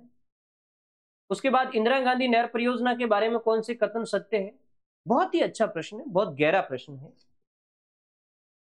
इस प्रश्न के अंदर विद्यार्थियों सभी सही है। और इस प्रश्न में आपको ध्यान रखना है, कुछ लोग जैसे मुझे स्क्रीनशॉट भेजे बच्चों ने, सर उस किताब में लिखा, अब एक किताब से कोई मायने नहीं रखता। इस नहर का उद्गम पंजाब के हरी के बैराज से, ये तो सही है, नो डाउट। पंजाब और हरियाणा में इंदिरा गांधी नहर फीडर की लंबाई 170 किलोमीटर है, नो डाउट सही है। कुछ किताबों में 169 लिखा हुआ है, लेकिन मैक्सिमम 170 लिखती है। और राजस्थान में इंदिरा गांधी फीडर की लंबाई 34 किलोमीटर है, नो डाउट सही है, क्योंकि कुछ किताबों में 35 लिखा हुआ है। वैसे इसको 169 मान ले और इसको 35 मान ले तो कोई विकल्प इसमें सही बैठेगा ही नहीं। तो ये दोनों ही ये तीनों विकल्प सही है। अब देखो, इस परियोजना की परिकल्पना रावी और व्यास नदियों के अधिशेष जल में राजस्थान के हिस्से में से 7.59 MMF जल के उपयोग के लिए की गई थी। ये बात बिल्कुल सही है। जब आप इसकी हिस्ट्री पढ़ोगे, ये हाइपोथेसिस है। अब बच्चे मुझे कहते हैं, मैंने किसी बच्चे को कह दिया कि भाई ये मेरे हिसाब से ये सही है, बच्चे कहते हैं सर आप क्या बात करते हैं, ये तो रावी व्यास की बात कर रहा है, ये तो सतलज से निकाली गई है, सतलज के हरी के बैराज से। बात ये कह रहा है कि ये जब हाइपोथेसिस बनाई थी, सॉरी कल्पना की थी किसने, कंवर सेन ने। कंवर सेन की कल्पना में ये स्पष्ट लिखा हुआ है कि रावी व्यास नदियों के अधिशेष जल में राजस्थान के हिस्से का 7.59 MMF जल उपयोग किया जाना चाहिए। तो मैं मेरे हिसाब से सभी सही मानता हूं। अब फिर आरपीएससी ने इस प्रश्न को कहां से उठाया है वो उस पर डिपेंड करेगा। निम्नलिखित में से किस राज्य में नौगम्य आंतरिक जल मार्गों की लंबाई सर्वाधिक है? बहुत अच्छा प्रश्न है। अब यदि आपने भारत के वाटर वेव्स पढ़े हैं तो उसमें आपने वाटर वेव नंबर 2 पढ़ा है, जो ब्रह्मपुत्र नदी का मार्ग, वो सबसे लंबा है, केवल असम के अंदर ही है। बाकी पश्चिम बंगाल में तो गंगा का मार्ग आता है, गंगा 500 किलोमीटर चलती है पश्चिम बंगाल में। बिहार के अंदर गंगा 400 के लगभग ही चलती है, और केरला की जो नहरें हैं वो तो 200-300 किलोमीटर है। तो इसमें असम आपका राइट बैठेगा। उसके बाद में ये क्वेश्चन बच्चे कहते हैं कि सर ये क्वेश्चन तो डिलीट हो जाना चाहिए। निम्नलिखित में से कौन सा समूह मृदा प्रकार जिला सम्मिलित नहीं है? तो इसमें जहां तक मैं मानता हूं, मेरे आईडी के हिसाब से मैंने कंसल्ट भी किया है और कुछ बुकें देखी है, इसमें आपका इंसेप्टिसॉइल्स ये सही जाएगा, इंसेप्टिसॉइल्स झालावाड़ में। अब आप क्या कहते हो सर झालावाड़ में तो वर्टिसॉइल है। अब पूरे झालावाड़ में वर्टिसॉइल्स होना जरूरी नहीं है। इंसेप्टिसॉइल्स को आप डीप से पढ़ना, उसमें लिखा हो, एचएम सक्सेना ने लिखा है, शायद सक्सेना की बुक थी, मैंने कहीं न कहीं देखा है इसको, उसके अंदर इंसेप्टिसॉइल्स के कुछ हिस्से झालावाड़ में बताए हुए हैं। तो इसमें आपका ये प्रश्न राइट जाएगा। ओके। उसके बाद में नेक्स्ट एक परिभाषा दी हुई है कि जनसंख्या भूगोल अपने पर्यावरण के संदर्भ में जनांकीय तथ्यों की मूल विशेषता तथा संभव परिणामों का सहकारण अध्ययन है। ये गार्नियर की परिभाषा है। गार्नियर, कलारक, त्रिवार्ता, इनकी परिभाषा मैंने पढ़ने को कहा था, और ये परिभाषा सीधी सीधी वही है जो इंपोर्टेंट परिभाषा आई है। उसके बाद में संचयी कार्योत्पादकता मॉडल, ये गुरनार मेंडल का है, ये इजी प्रश्न था। उसके बाद में नेक्स्ट है हूवर। हूवर द्वारा दिया गया औद्योगिक अवस्थिति सिद्धांत निम्नलिखित में से किस विचारधारा से संबंधित है? अब देखो ये प्रश्न बहुत इंपॉर्टेंट है और कुछ बच्चे इसको गलत करके आ रहे हैं। हूवर की जब बात करेंगे तो नॉर्मली हूवर का सिद्धांत यातायात परिवहन से रिलेटेड होकर के पूछा गया है, तो इसमें यातायात लागत विचारधारा आएगी जहां तक मैं समझता हूं। आप हूवर को सर्च भी कर लेना या हूवर को देखना, उसका जो मूल फोकस रहा था वो यातायात पे रहा था। और फिर अब देखो आरपीएससी है, मान ले न्यूनतम लागत विचारधारा किसी एंगल से वो कहीं से निकाल ले या मूल हूवर की किताब से कहीं होगा, क्योंकि अपन जो पढ़ते हैं वो चीज अलग है। आरपीएससी के पास जो बुकें होती है उन्होंने तो सीधे हूवर की थ्योरी को ही पढ़ करके दिया होगा, बट मैं प्रथम दृष्टया यातायात लागत विचारधारा मानता हूं। 1949 में जो यूएसए में 67 महानगरीय परिक्षेत्र का अध्ययन किया था बोगुएन ने थीशियन बहुभुज विधि से, तो इसमें महानगरीय परिक्षेत्र सही आएगा। ये प्रश्न बहुत इजी था, सिंपली जिसने प्रादेशिक नियोजन के बारे में पढ़ा है तो इसमें 4 विकल्प सही बैठता है। ए का संबंध 4 से, एलएस भट्ट और प्रकाश राव है, 11 श्रेणी के प्रदेश दिए हैं नो डाउट। और उसके बाद में बी का संबंध 1 से है, पी सेन गुप्ता और सदाशिव है, तो ये भी 7 देते हैं। और उसके बाद में सी का संबंध 2 से है, आरपी मिश्रा और उनके सहयोगी, ये प्रथम श्रेणी के 13 प्रदेश देते हैं। और आरएल सिंह ये 4 प्रदेश देते हैं। वैसे ये आरएल सिंह से निकल जाता था आपके, इसको आरएल सिंह से निकाले, क्योंकि ये सदाशिव, प्रकाश राव और भट्ट, इसमें थोड़ा कंफ्यूजन होता है। आरएल सिंह वाला है उससे आपको ये प्रश्न निकल सकता था। उसके बाद में ये प्रश्न टफ है, प्रादेशिक नियोजन के संबंध में निरूपण प्रभाव और दुष्चक्र, ये जो ट्रैप मॉडल है ये नरकसे का है। भाई इसमें ज्यादा तो क्योंकि बुकों के अंदर मिलता नहीं है, बल्कि ये जो विशियस सर्किल ट्रैप दिया हुआ है इसका संबंध नरकसे से है, तो मैंने इसको एक आइडिया के तौर पर माना कि यही आपका ऑप्शन है वो सही बैठेगा। बट हो सकता है आरपीएससी कहीं से कोई और जुगाड़ निकाले, क्योंकि मैंने केवल नरकसे के हिसाब से इसको सही किया है, जनरल बुकों के अंदर ये मिलता नहीं है। प्राकृतिक कानून पर आधारित जनसंख्या सिद्धांत का प्रतिपादन सबसे पहले किसने किया? तो नो डाउट माल्थस इसका सही आंसर है। अच्छा क्वेश्चन था ये। और कई बार बच्चे क्या होते हैं कि हाँ ये देखते हैं कि माल्थस प्राकृतिक है, लेकिन यार पहले किया कि नहीं किया। तो इसमें वैसे स्पेंसर भी इसके अंतर्गत आता है, लेकिन ये सब बाद की बातें हैं। माल्थस ने सबसे पहले किया था। 121वां बहुत ही अच्छा प्रश्न है। यूएसए के अंदर सस्य संयोजन की बात कर रहा है 1945। तो इसमें आपका वीवर सही है। सस्य संयोजन की विधि वीवर 1954। मैंने सन याद रखने को बोला था जब उसमें डाली थी यूट्यूब पे क्लास में, मैंने कहा इनके सन याद कर लेना किसी भी हालत में। निम्नलिखित में से कौन सी विधि, हाँ एक चीज और है ये, हाँ क्रॉप कॉन्सेंट्रेशन तो आपके सिलेबस में था। एक सिलेबस के बाहर से भी कुछ चीजें आई है, मैंने वहां बताया था, मैंने कहा ये आ सकते हैं, इसका थोड़ा ध्यान रखना। निम्नलिखित में से कौन सी विधि कार्यात्मक प्रदेश के सीमांकन में प्रयुक्त की जाती है? फंक्शनल रीजन के सीमांकन की बात करेंगे तो इसमें प्रवाह विश्लेषण आपका सही जाएगा, फ्लो एनालिसिस। इसकी दो मेथड है, फ्लो एनालिसिस और ग्रेविटी। और फिर यदि आरपीसी कोई अलग से निकाल दें, जैसे कुछ बच्चे कह रहे हैं सर इसका ब्रेकिंग पॉइंट भी लिखा हुआ है कहीं कहीं, जहां तक मैं समझता हूं प्रवाह विश्लेषण सही होगा मेरे हिसाब से। निम्नलिखित में से कौन सा एक ग्रामीण अधिवास के सघन अधिवास का प्रकार नहीं है? इसमें आपका ये जाएगा आइसोलेटेड, ये नहीं है। बाकी पुंजित ये हो गया, संयुक्त हो गया, अपखंडित हो गया। इसमें ये एकांकी अधिवास ये आपका सही बैठेगा। अधिवास भूगोल के अंतर्गत ग्राम्य आकारिकी के संदर्भ में मुख्य रूप से कौन से एक वर्ग के अंदर वर्गीकृत नहीं है? जब आप जो विलेज मॉर्फोलॉजी की बात करते हैं, रूरल मॉर्फोलॉजी की बात करते हैं, तो उसके अंदर आपका भौतिक आकारिकी तो चलता ही है, कार्यात्मक भी चलता है और सोशल है, बहुत सारी बुकों के अंदर लिखा है। तो राजनीतिक आकारिकी का कोई लेना देना नहीं। राजनीति के आधार पर गांव के न फंक्शन को, न उसकी जो फिजिकल डेमोग्राफी उसके संदर्भ में स्टडी नहीं होती है। ये प्रश्न भी हालांकि इतना इजी तो नहीं था, बट दीप थोड़े मेजर दिए हुए उस वजह से ये है वो इजी बन जाता है। इसमें आपका 2 नंबर विकल्प सही बैठेगा। बहुद्वीपीय इसकी बात करिए तो इसमें आपका होगा हवाई द्वीप सही है, बहुद्वीपीय पॉलिनेशियन। उसके बाद में लघु द्वीपीय के अंदर आपका मार्शल द्वीप आएगा और कृष्ण द्वीपीय के अंदर आपका फिजी द्वीप आएगा। अच्छा क्वेश्चन था ये सांस्कृतिक प्रदेश से आया है। 1976 में सेवेसो रासायनिक कारखाने में विस्फोट किस देश में हुआ? ये नेचुरल हैजार्ड में से आया, इंडस्ट्रियल हैजार्ड में से प्रश्न आया है। काफी गहरा प्रश्न था, इटली के अंदर है ये। ओके, उसके बाद में ये प्रश्न है, ये भी काफी स्टैंडर्ड टाइप का प्रश्न था, बुकों के मिलान का था। इसमें आपका ए सही जाएगा। ए का संबंध 3 से, अल्फ्रेड वेबर था इसने, ये अल्फ्रेड वेबर की, देखो ये प्रश्न इसमें भी थोड़ा कंफ्यूजन है, ए में 3 और ए में 3, एक से तो नहीं निकल रहा है ये। अल्फ्रेड वेबर की बुक तो सब बच्चे इसको याद करते हैं, उबेर डेन स्टूडेंट डर इंडस्ट्री। उसके बाद में बी का संबंध 1, ये जो है ना हुवर की बुक इकोनॉमिक एक्टिविटीज, ये मैंने वहां बताया था, मैंने कहा एक्टिविटी कौन करता है? हुवर करता है, ये थोड़ा ध्यान रख लेना। तो इससे ये निकल जाता, जैसे ये बुक और ये बुक आपको याद है ना, तो यहां से ये प्रश्न सॉल्व हो जाएगा।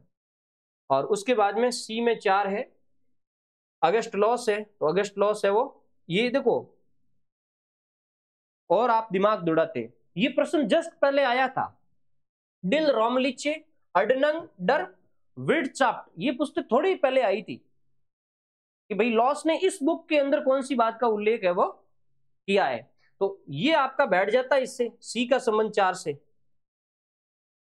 और देखो ये प्रश्न तो यहीं से निकल जाता है, ये सी का संबंध 4 से। अगस्त लॉस को आप यहां से जोड़ देते तो सी का संबंध 4 से, तो किसी और में है ही नहीं।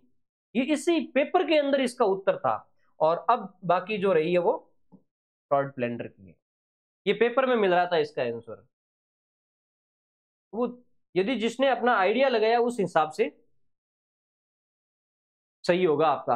डी विटलेसी ने 1936 के अंदर major agriculture region of the world का प्रकाशन किया था, किस जनरल के अंदर किया था? बहुत गहरा प्रश्न है ये, और इस प्रश्न का आपका आंसर होगा ये एनाल्स वाला, annals of association of America, ये प्रश्न जिसने भी किया है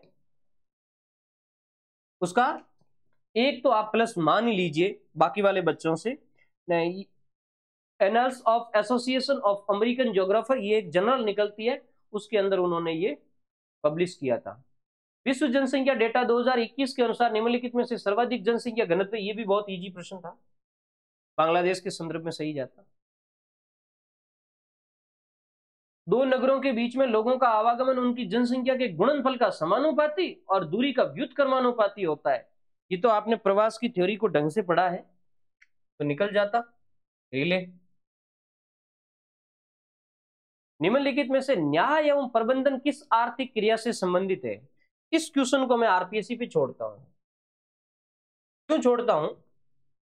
देखो, जब आप एनसीईआरटी को पढ़ोगे तो एनसीईआरटी चतुर्थ क्रियाकलाप के अंदर उच्च स्तरीय ज्ञान और अनुसंधान आधारित सेवाओं को मानती है, और वहां पर कंप्यूटर सॉफ्टवेयर और टेक्नोलॉजी से जुड़ी हुई सेवाएं अधिक है। पंचम क्रिया के अंदर वो निर्णयकर्ता, नीति निर्माता, प्रशासक और प्रबंधक को मानते हैं, तो प्रबंधक उस हिसाब से पंचम क्रिया में आएगा। बट कुछ जो रेफरेंसिव बुकें हैं वो है वो जस्टिस को, जस्टिस में नहीं, वकालत कार्य को और कंपनियों के मैनेजमेंट को चतुर्थ के अंदर मानती है। तो इस क्वेश्चन का आंसर है मैं आरपीएससी पे छोड़ता हूं। मेरे हिसाब से मैं कुछ नहीं कहूंगा, 4 भी हो सकता है, 5 भी हो सकता है। आरपीएससी ने इसको कहां से उठाया, बहुत ही अच्छा प्रश्न है। और नॉर्मली यदि प्रथम दृष्टि आप मेरे से कहो कि सर आप इसको किस में ले जाना चाहते हैं, तो मैं इसको पंचम के अंदर ले जाना चाहता हूं।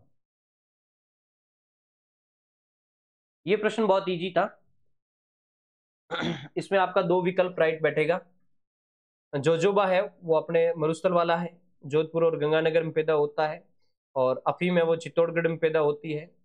धनिया, कोटा और झालावाड़ में, ईसबगोल, जालोर और सिरोही में है। अब देखो ये प्रश्न यहां से निकल रहा है, सब मतलब ऑल राजस्थान के स्टूडेंट जानते हैं कि ईसबगोल जालोर के अंदर होता है, तो ये विकल्प यहां से निकल जाता है। लेकिन ये प्रश्न इतना ज्यादा गहरा नहीं था।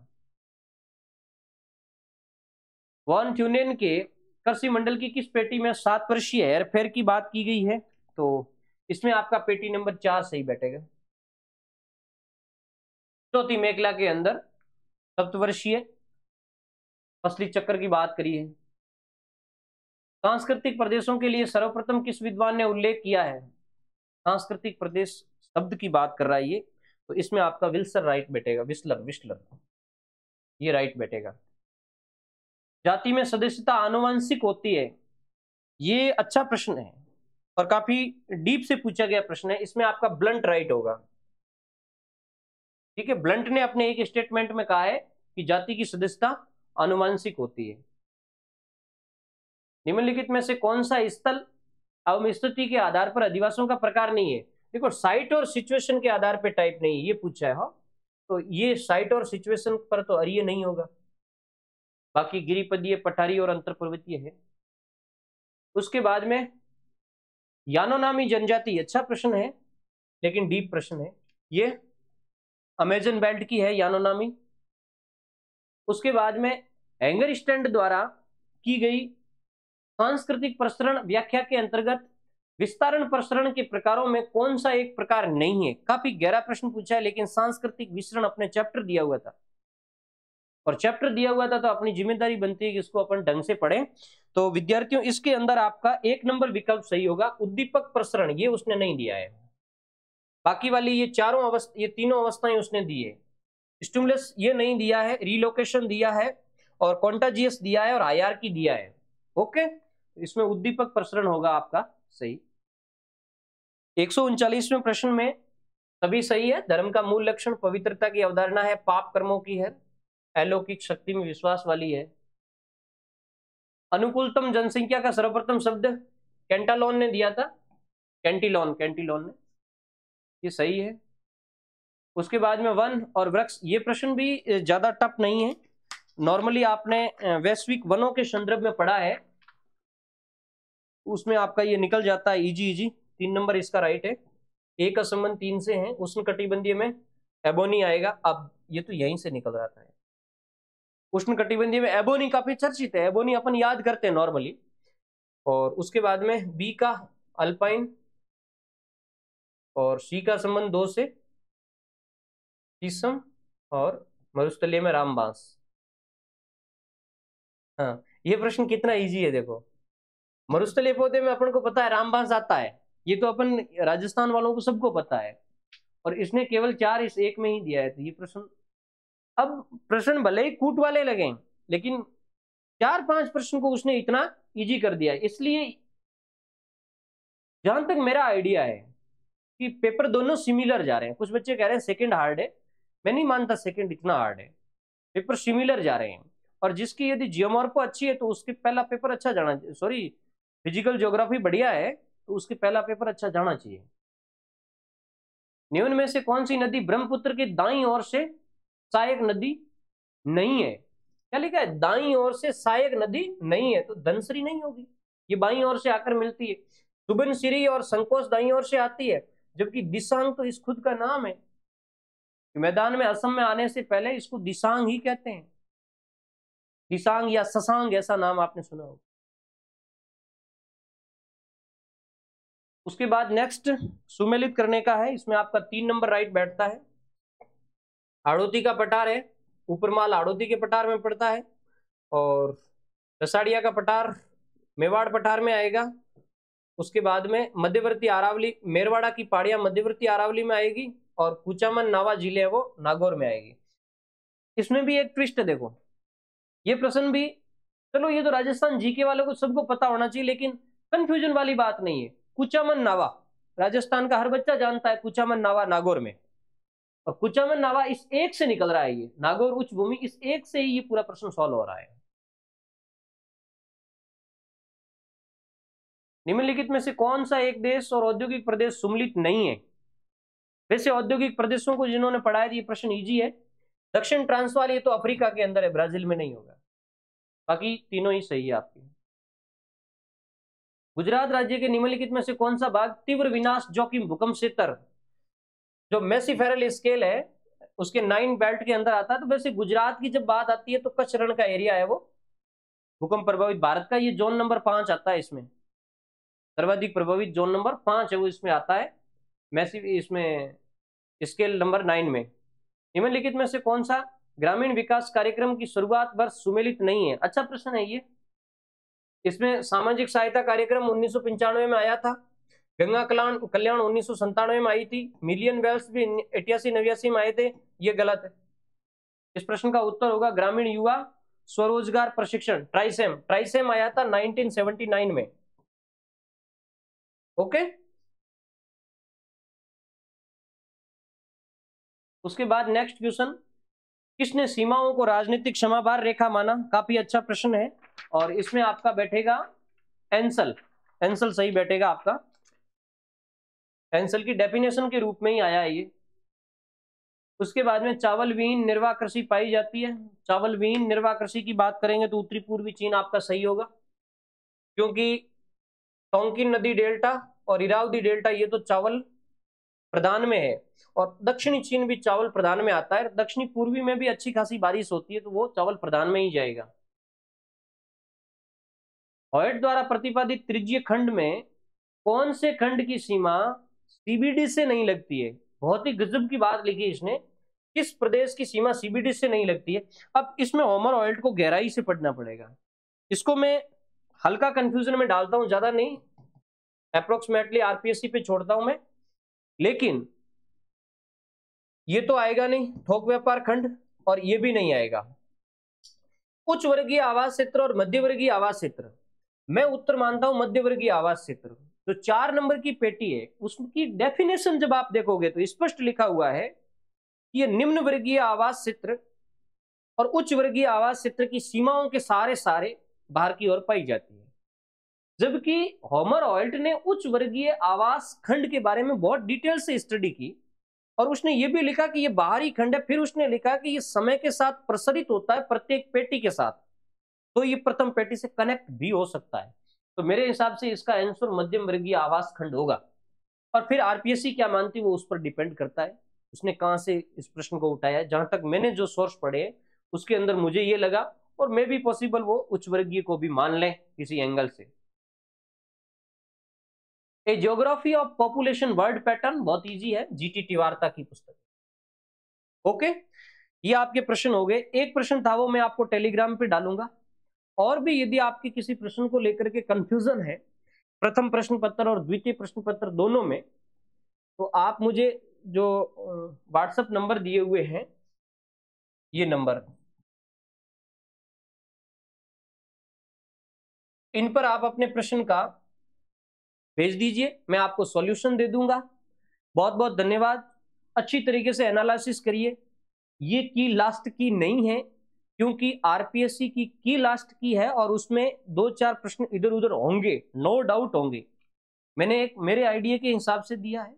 अच्छा करिए, जो भी स्कोर आपका जा रहा है ढंग का जा रहा है आपकी तैयारी के अनुसार। ऐसा नहीं है कि सर मैं दौड़ से बाहर हो गया अब इंटरव्यू की तैयारी नहीं करूं, ऐसा नहीं है। इंटरव्यू की तैयारी करनी चाहिए। किसको करनी चाहिए ज्योग्राफी में, इसकी अलग से क्लास लेकर के आऊंगा। बढ़िया इंटरव्यू की तैयारी शुरू कर दीजिए। जो भी बच्चे रोजगार में नहीं है या जो स्कूल लेक्चरर की तैयारी कर रहे हैं या करना चाहते हैं, वो बच्चे स्कूल लेक्चरर में भी लग जाएं, उसका इंटरव्यू में आपको बेनिफिट मिलेगा। बैठे मत रहे। जो भी आपके शंका और समाधान है आप मुझे बताएं, आपकी समस्या का सॉल्यूशन होगा। धन्यवाद।